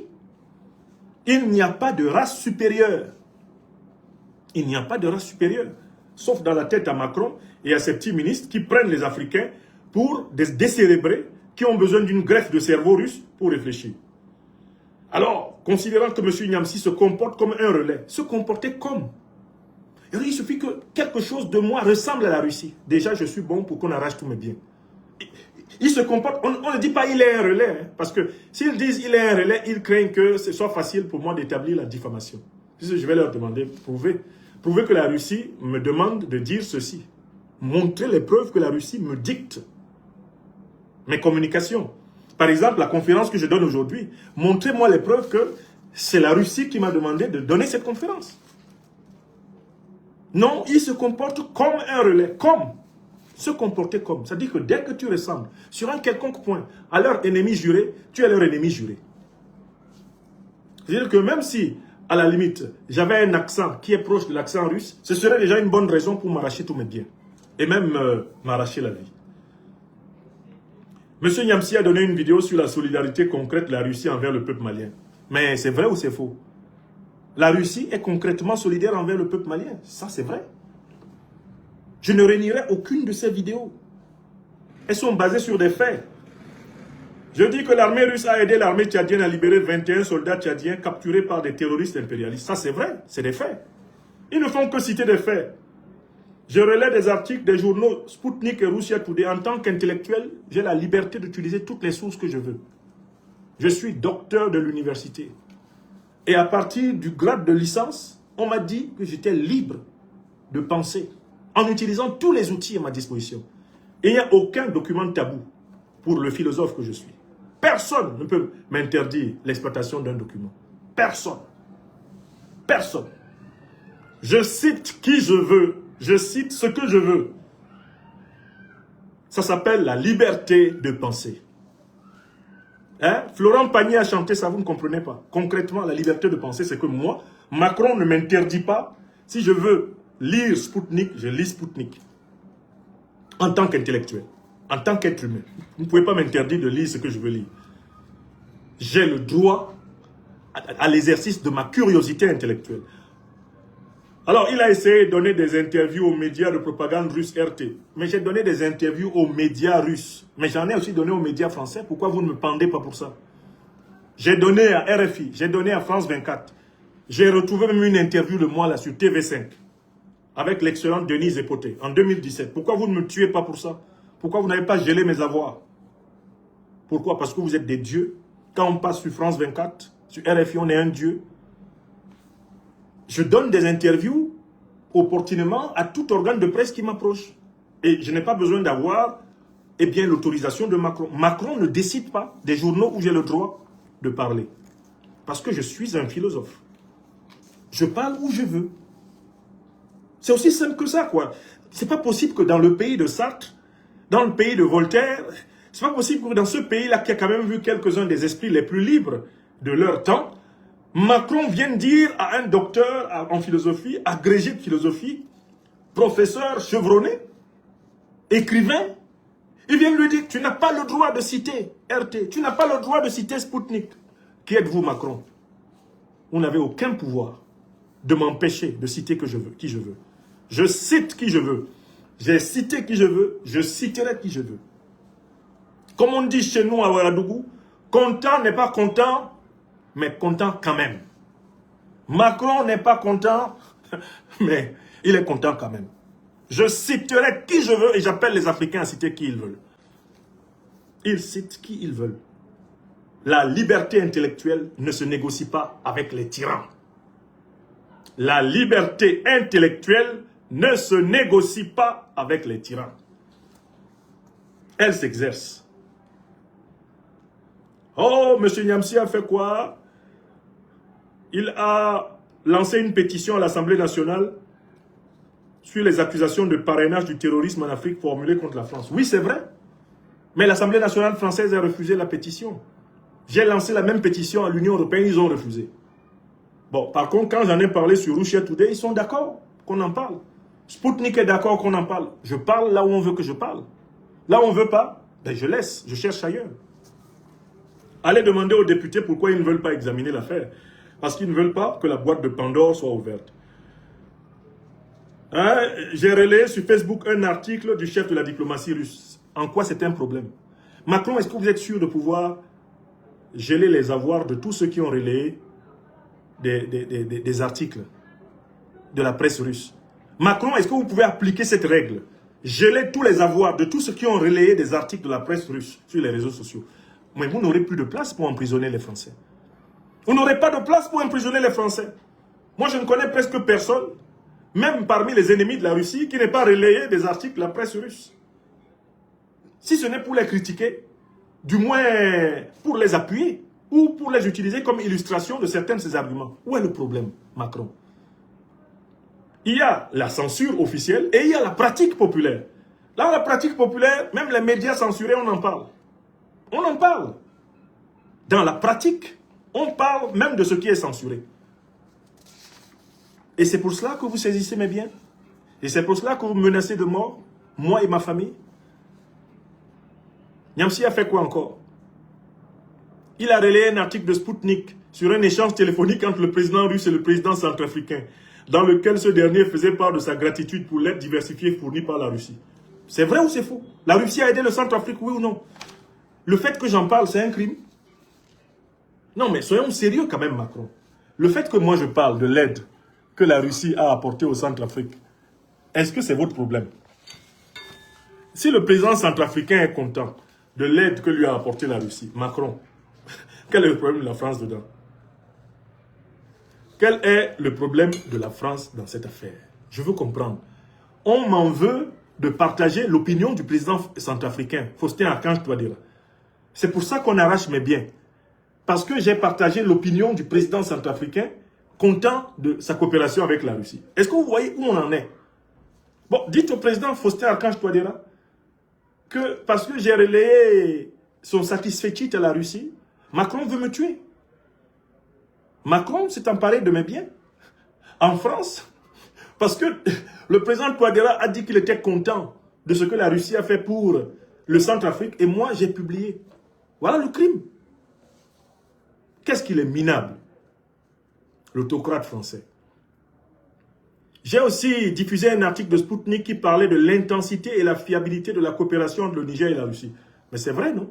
La coopération entre le Niger et la Russie n'est-elle pas fiable? Vous n'avez pas vu la défaite infligée aux impériaux terroristes le 29 janvier passé? L'armée nigérienne et son allié russe ont corrigé correctement les malappris. C'est un fait scientifique, là. Moi, je suis un serviteur de la vérité. Macron, où est le problème? Alors, l'ancien ministre de la Justice du Tchad a dit que la France entraîne, équipe et encadre des terroristes dans la région du Sahel. Ça, c'est vrai aussi. Ce sont des faits avérés, monsieur. Il y a plusieurs terroristes, comme Bob Denard, qui ont été encadrés par la France en Afrique. Oui! Il y a plusieurs coups d'État qui ont été organisés par la France en Afrique. Je ne vais quand même pas vous les lire, là. Que la France terrorise en Afrique, c'est un fait. Qui a assassiné Félix Roland Moumié à Genève? Les services français. J'ai tellement de preuves du terrorisme français. Pourquoi vous vous embrouillez? Amenez-moi au tribunal. Quand on dit que la France entraîne, équipe et encadre des terroristes dans la région du Sahel, moi je dis dans toute l'Afrique. Et cela depuis plusieurs décennies. C'est l'ancien ministre tchadien de la Justice qui l'a dit. Mais essayez de le poursuivre alors, si ce qu'il a dit est faux. Vous n'étiez pas derrière, la France n'était-elle pas derrière la guerre entre le Tchad et la Libye? Elle armait en même temps la Libye et le Tchad. Et s'amusait à regarder comment ses armes fonctionnaient. En voyant les Libyens et les Tchadiens s'entretuer. Ça, c'est écrit dans un livre d'une journaliste française, Anne Poiret. Mon pays vend des armes. Publié chez les Arènes à Paris. Allez lire le livre. Qu'est-ce que j'ai fait? Je ne suis qu'un passeur de vérité. Oh, j'ai publié quoi? En publiant entre le 14 et le 19 août, pas moins de 15 publications sur Facebook, avec la photographie de ce diplomate, accompagné du commentaire suivant. Le mercenaire français arrêté au Mali pour complot de coup d'État. Mais bien sûr, c'est le motif officiel avancé par les autorités maliennes pour arrêter ce monsieur. Et qui a dit que c'était un agent de la DGSE? C'est pas moi. C'est le directeur de la DGSE qui, au hasard d'une communication, ou un ancien directeur de la DGSE qui a présenté le monsieur arrêté au Mali, le mercenaire arrêté au Mali, comme étant un agent de la DGSE. C'est pas moi. Tout ça, ce sont des faits aisés à établir. Le Mali ne l'a pas arrêté pour rien. Alors, M. Niamsi soutient publiquement les jeunes sahéliennes. J'ai le droit de soutenir qui je veux. Hein? Macron soutient publiquement le chef terroriste syrien, Ahmed Al-Shara. Est-ce que je l'en ai empêché? Hein? Il soutient publiquement le chef putschiste ivoirien Alassane Draman Ouattara. Est-ce que j'ai pu empêcher Macron de le faire? Il soutient le putschiste gabonais Oligui Nguema. J'ai fait quoi contre ça? J'ai rien fait. Je me contente de le dénoncer comme tout le monde. Mais C'est pas pour ça que j'ai cherché à m'emparer des biens de Macron. Et maintenant, je soutiens Kémy Séba. Mais c'est normal. C'est un panafricaniste. Il mène le même combat. Je soutiens Nathalie Yam. Mais c'est normal. C'est une panafricaniste et mène le même combat. Macron, vous soutenez vos amis néocolonialistes. Moi, je soutiens mes amis panafricanistes. Mais je n'ai pas cherché à prendre, votre voiture, votre maison. À cause de ça. Quel crime il y a à soutenir Nathalie Yam? Qu'est-ce qu'elle a fait de mal? C'est une combattante de la liberté africaine. Oui! Je la soutiens. Je la soutiendrai. Je l'ai soutenue. Si c'est à refaire, je la soutiens encore. Content n'est pas content. Content quand même. Comme on dit à Ouagadougou. Bon, c'est pour ça que vous arrachez mes biens. Parce que je soutiens Nathalie Yam. Vous voulez arracher les biens de tous ceux qui ont soutenu Nathalie Yam en France? Mais Macron, vous êtes ridicule. Faites donc une enquête sur Internet. Arrachez tous les biens des Africains qui ont soutenu Nathalie Yam et qui sont en France. On va voir ce que ça va donner. Mais oui, Macron, vous voulez être juste dans votre injustice? Mais punissez-nous tous. Nous sommes des millions à soutenir Nathalie Yam ou Kémy Séba. Nous sommes des millions. Punissez-nous. Oh, misérable autocrate. Punissez-nous. Ça vous amuse? Ça vous amuse, non? Punissez-nous. Chargez-nous de tous les péchés, de tous les crimes d'Israël. Alors que c'est vous qui les avez tous. Qu'est-ce qu'il dit?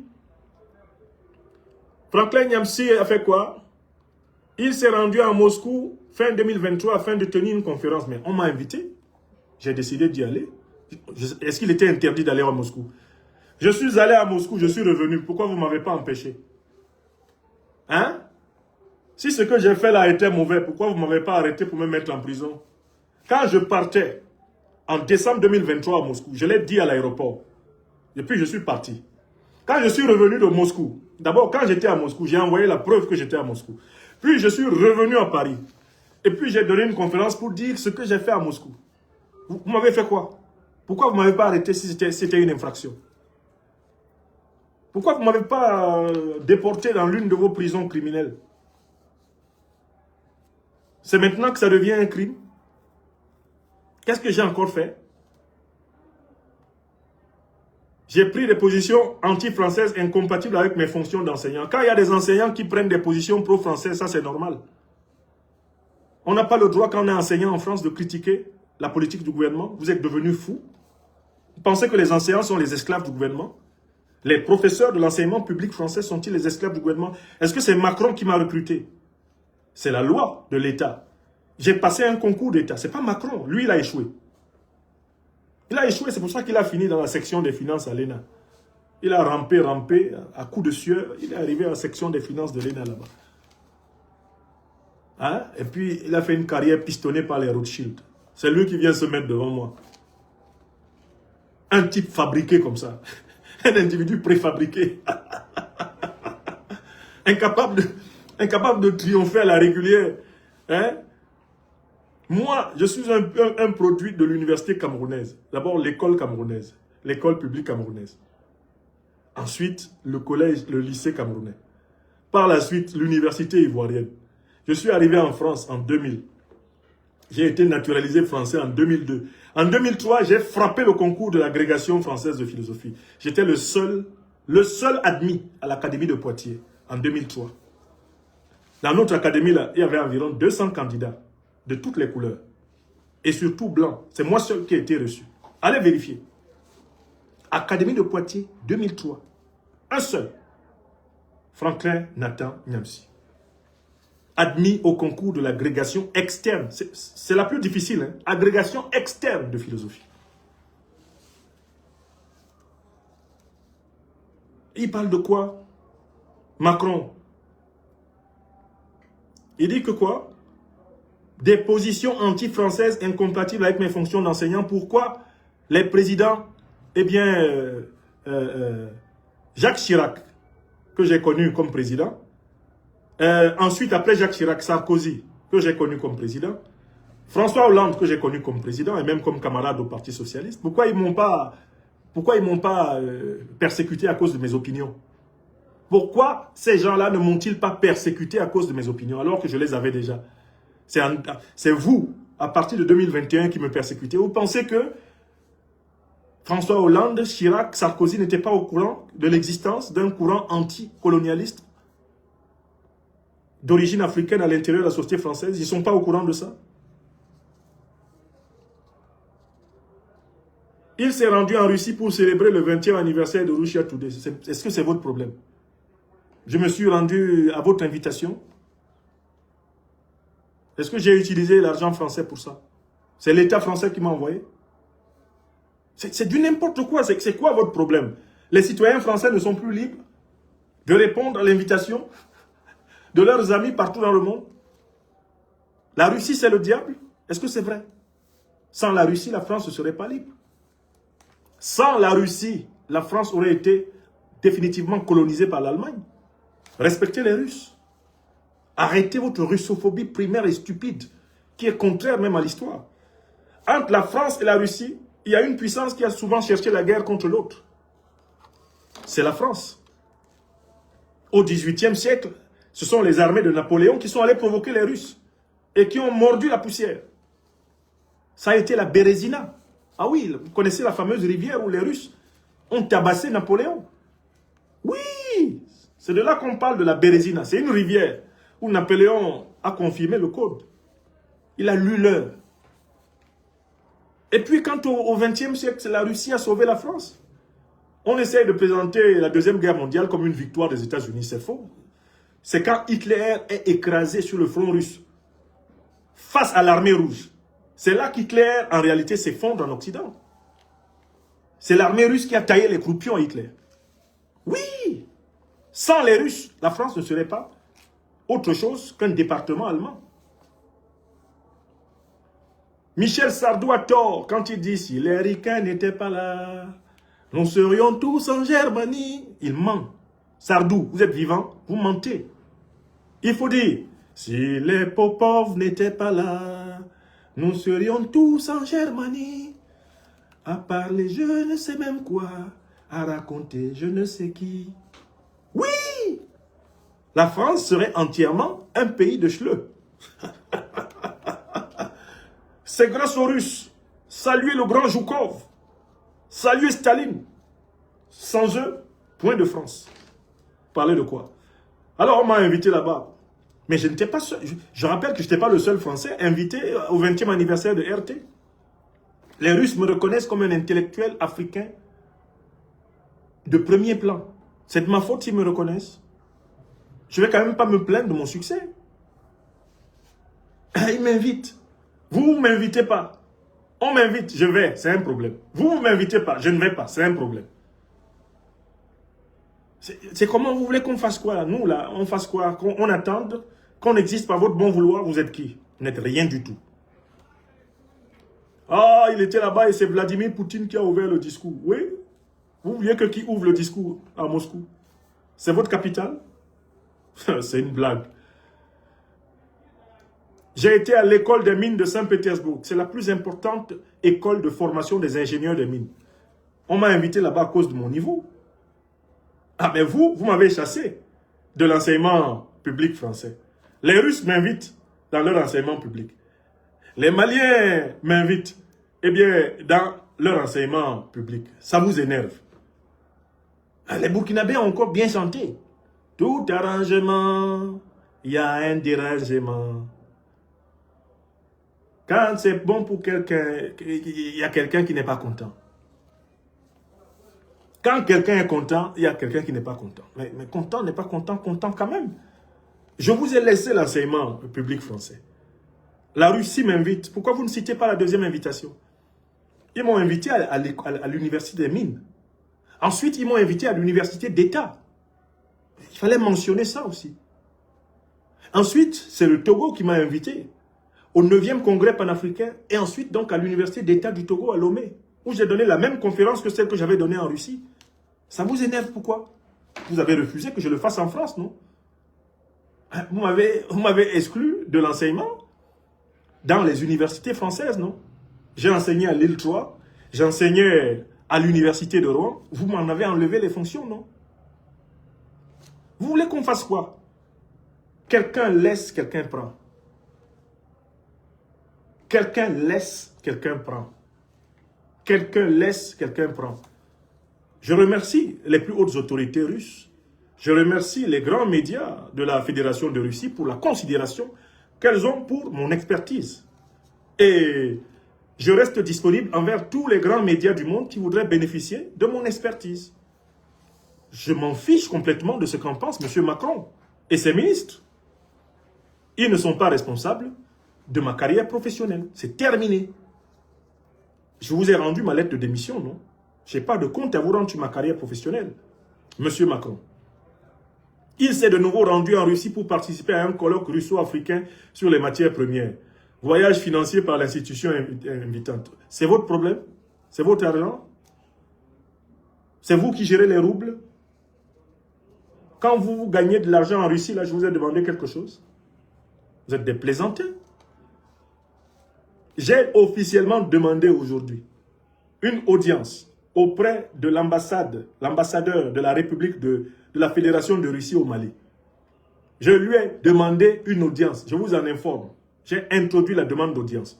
Je vais aller lui remettre en main propre la plainte scélérate, la sanction scélérate qui m'est infligée, l'accusation scélérate qui m'est infligée par la République autocratique française de Macron et dans laquelle le nom de la Russie et de son président Vladimir Poutine sont abondamment cités. Je vais aller donner ça pour appeler la Fédération de Russie à prendre en compte la persécution d'un innocent que je suis. Je n'ai jamais été agent russe. Je ne le suis pas, je ne demande pas à l'être. Je ne demande pas à l'être. Je suis un intellectuel politique africain. Cela me suffit bien. Et si la Fédération de Russie me respecte, c'est en raison de mon expertise. Expertise. Oui, là-bas ils savent. Bon, Macron commence à dire que je suis de notoriété internationale, mais c'est trop tard.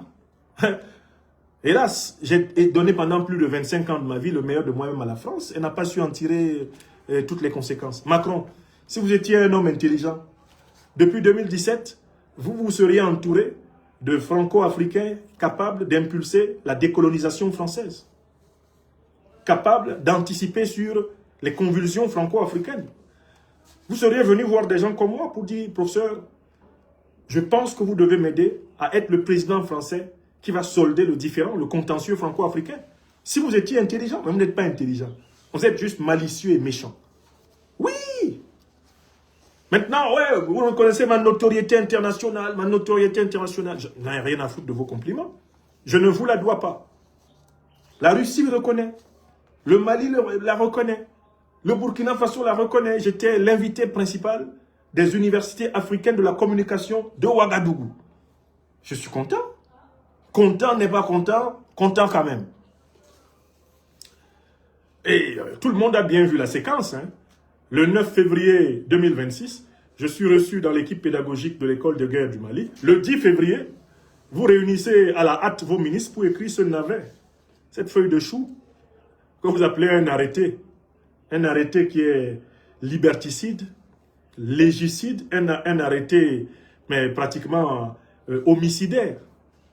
Vous écrivez tout ça pourquoi? Vous pensez que les Africains peuvent encore marcher à la trique? Voilà, donc, enfin, M. Macron résume toutes ces accusations en disant les agissements de M. Franklin-Nyamsi sous influence des autorités russes et des jeunes sahéliennes, comme si je n'avais pas un cerveau, hein, comme si je n'étais pas un cerveau. Moi, je suis un cerveau. J'ai un cerveau grâce à Dieu, grâce à mes parents, grâce à mes maîtres qui m'ont formé et grâce à mon propre travail intellectuel, j'ai un cerveau qui fonctionne très bien. Je n'ai pas besoin de l'influence russe ou des juntes sahéliennes, comme vous les appelez. Je n'ai pas besoin de cela. C'est à mon âme et conscience que je soutiens l'Alliance des États du Sahel. Parce qu'elle correspond à mes aspirations de fils de l'Afrique. Et c'est à mon âme et conscience que je suis d'accord avec la politique africaine de la Russie. Et en désaccord avec la politique française de la Russie. En mes âmes et conscience, ce n'est pas la Russie, ni l'AES qui me dicte ma pensée. Non, je pense. Cogito ergo sum. Je pense donc je suis. Moi aussi. Et quand je parle, je m'assois dessus. Quand je parle, je m'assois dessus. Parce que je me base sur ce que j'ai compris par moi-même. Je suis un sujet intellectuel, mais un sujet autonome. Non pas un sujet objet. Je produis des idées, je produis des concepts, je crée. Voilà, c'est ça ma vie. Bon, maintenant, je suis donc coupable d'avoir porté atteinte à la sécurité de la nation. Est-ce que vous imaginez la gravité de l'expression? J'ai porté atteinte, selon Macron, à la sécurité de la nation française. C'est pire que le coup d'État. Hein? Parce que le coup d'État consiste à décapiter le sommet de l'État et prendre la place. Mais moi, je suis accusé d'atteinte à la sécurité de la nation française. C'est-à-dire que Macron me présente comme l'ennemi du peuple français. Je ne me suis jamais attaqué au peuple français. Je me suis toujours attaqué à la politique néocolonialiste de la France en Afrique. Je ne confonds pas la totalité des Françaises et des Français avec la politique africaine de la France. Car je sais qu'en France, il y a eu à toutes les époques des justes qui ont pris fait et cause pour les peuples esclavagisés, colonisés, les peuples impérialisés d'Afrique. Je citerai volontiers la figure de l'homme politique de la fin 19e, début 20e siècle français. Il s'appelait Clémenceau. Allez lire les déclarations du président Clémenceau devant le Parlement français, où il contestait le bien fondé de la mission civilisatrice revendiquée par les barbares colonialistes à la manière de Jules Ferry. Allez lire les propos du grand Clémenceau. Il y a toute une tradition d'hommes et de femmes de France qui se sont opposés au colonialisme, qui ont dénoncé la barbarie française. Ces justes de France nous interdisent de détester le peuple français. Or, Macron veut à tout prix me livrer à la vindicte populaire des Françaises et des Français, en me présentant comme un anti-français, alors que je suis anticolonialiste, et qu'il y a de toutes les couleurs des Français anticolonialistes. Celui qui a écrit le grand livre, La France-Afrique, le plus long scandale de la République française, il s'appelait François-Xavier Verschaff. J'ai oublié de vous dire que j'ai même été président de la section de l'association Survie en Haute-Normandie. Madame Odile Mongobeti, Odile Biyidi Tobner est vivante à Rouen.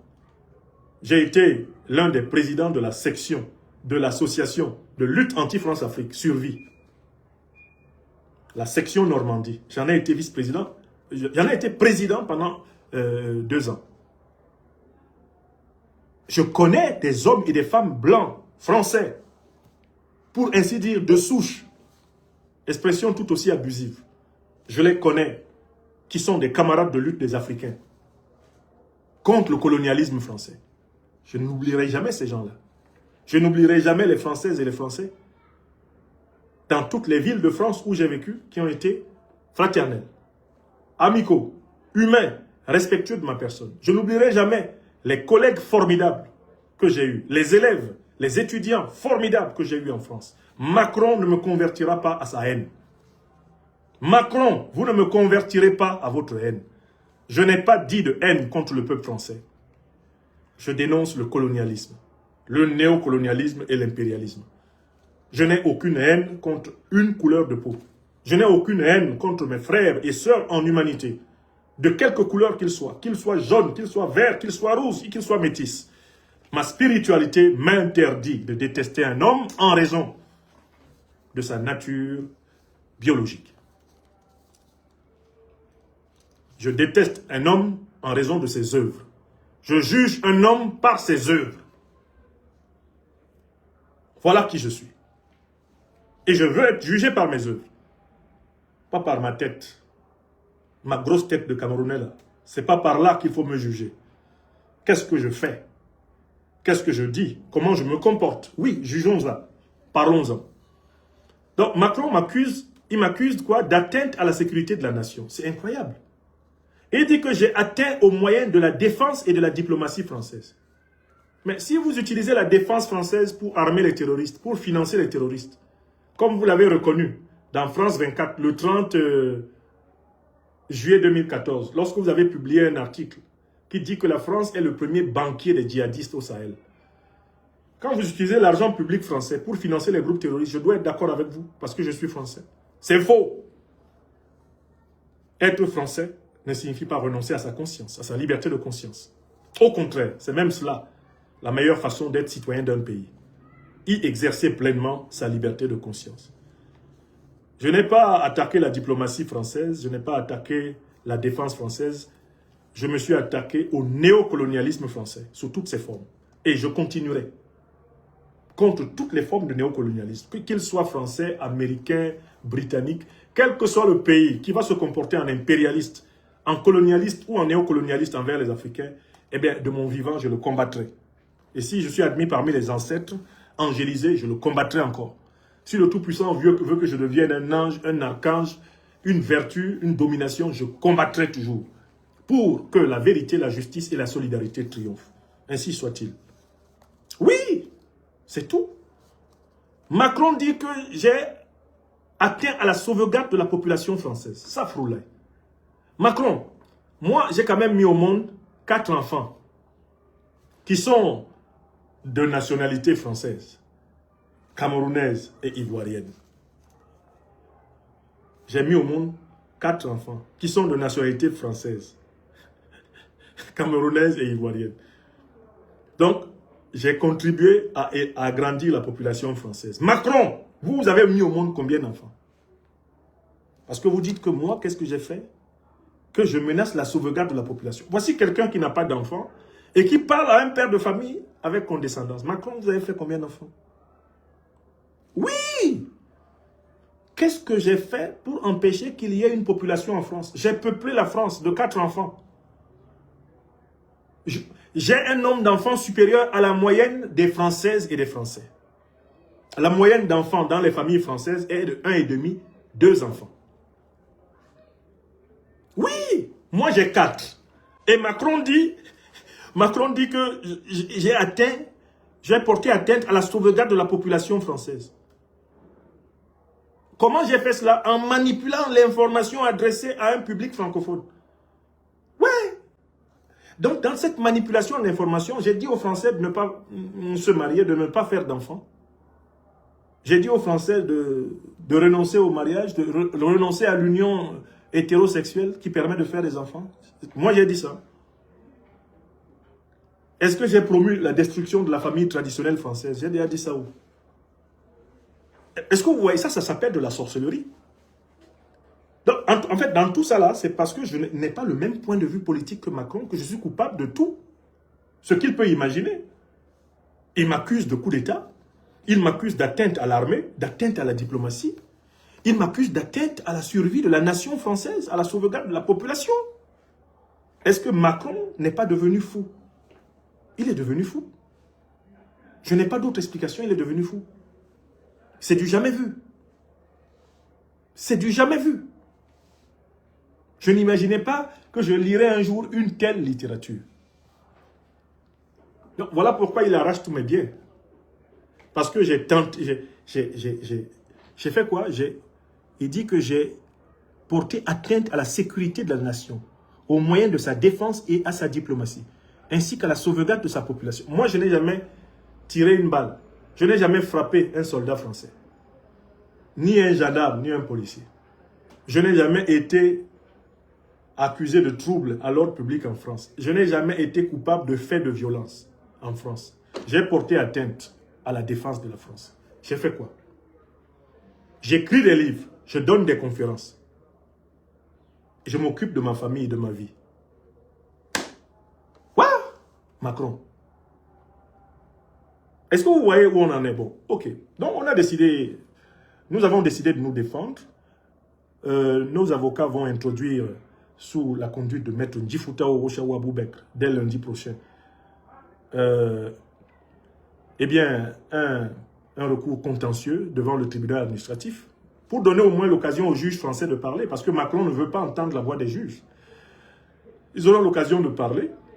Et nous allons continuer, comme je vous l'ai dit hier, notre ministère de résistance pour la libération totale de l'Afrique. Entre-temps, je vais consulter les plus hautes autorités de l'Alliance des États du Sahel. Je vais consulter les autorités... Je vais consulter les autorités de la Fédération de Russie. Et je vais même consulter les autorités centrafricaines qui sont évoquées dans l'accusation sauvage de Macron contre moi pour attirer leur attention sur la solidarité qu'elles doivent me manifester, toutes ces autorités, devant eh bien, le terrible Goliath. Goliath Macron qui se dresse face à moi. Je sais, grâce à vous, mes amis, peuple des réseaux sociaux du continent et des diasporas, que je ne suis pas seul. Vous avez vu comment la société civile malienne a envoyé une délégation me soutenir. Je bénéficie de la bienveillance et du président eh bien, de la transition de la République du Mali, le chef de l'État, son Excellence, le général d'armée Assimi Goïta et ses compagnons. Je suis bien à Bamako. Je continue de veiller à protéger la famille que Dieu m'a confiée, qui est en fait la cible par laquelle Macron essaye de m'atteindre par tous les moyens possibles. Et je vais me battre, puisque c'est le destin qui nous est imposé pour passer à la phase suivante, à une vie de prospérité, de dignité, de liberté pour toutes les Africaines et tous les Africains. Je me battrai. Macron me considère comme l'opposant numéro 1. Je lisais dans la presse française que je suis le premier citoyen français à subir l'application du principe du gel des avoirs à cause de l'ingérence. Je suis le premier. Je suis le premier citoyen français victime de l'application de cette loi. Premier. Citoyen français d'origine africaine. Le premier citoyen français d'origine africaine à être victime de cette loi. Sur l'ingérence. La loi sur l'ingérence. C'est ce que dit le site intelligence.fr. Macron lui-même me considère donc comme son vis-à-vis. Ça tombe bien. Je compte tirer tout bénéfice de cette méchanceté de Macron pour faire avancer la cause de l'Afrique. Ainsi soit-il. La suite dans les prochaines heures. Soyez bénis. Alors, nous avons passé là un très bon moment, pratiquement 2 heures de temps de pédagogie de la résistance. Merci. Portez-vous bien. Une fois de plus, bon Ramadan, Ramadan Karim, à toutes mes amies et à tous mes amis musulmans partout dans le Mali et partout dans l'Afrique et dans le monde. Vous savez, nous qui sommes d'éducation chrétienne, nous tous on guette aussi 18 heures. À Bamako, là, je suis en train de guetter le moment où le Ramadan est cassé, là. C'est là qu'il faut aller visiter tes amis. Tu arrives exactement au bon moment. On va rompre le Ramadan là ensemble tout à l'heure avec mes amis quelque part. C'est ça tout l'intérêt d'avoir plusieurs religions dans un pays. Tu es toujours bien. Hein? Si tu as des amis de tous côtés, tu es bien. Période de Ramadan là, le meilleur moment pour visiter tes amis, c'est vers 18h, 18h30, 19h. Tu passes souvent, tu dis, je disais bonjour, hein. Tu fais comme ça. C'était juste un bonjour. On dit non, comment? Entre. Ramadan Karim. Entre. Ramadan Karim. Ça, c'est le meilleur moment. Bon, à Abidjan, il y a une ethnie là, qu'on appelle les Cocos. C'est une ethnie multicontinentale, il ne faut quand même pas exagérer. Donnez le sucre, donnez le lait, donnons à nos amis, à nos proches, les musulmans, un peu les moyens d'être à l'aise. Hein? C'est trop facile de seulement venir faire le coco. Il faut soutenir. Hein? C'est un mois de piété, c'est un mois de foi, c'est un mois de sacrifice. Et tout le monde profite quand la société prie, quand la société est heureuse. Nous bénéficions tous des bienfaits du mois de carême chrétien et des bienfaits du mois de jeûne. Que nous soyons ou non musulmans ou chrétiens, nous en bénéficions tous. C'est comme cela que nous avons été élevés positivement par nos parents. Hein? Alors quand je suis à Mont-Saint-Aignan en Normandie, quand je suis à Rouen, en général, je vais à la rencontre de la communauté malienne, sénégalaise, qui organise souvent, eh bien, à la Halle d'étoiles, à Rouen, un grand petit moment dans la période de rupture. Puis on mange bien là-bas. Donc, je vous souhaite vraiment de profiter de cette hospitalité légendaire des musulmans en général et des musulmans africains en particulier dans cette période. Heure stratégique de pointe, 18h30, 19h. Tu passes seulement et tu dis bonjour. Portez-vous bien. Portez-vous bien. Merci.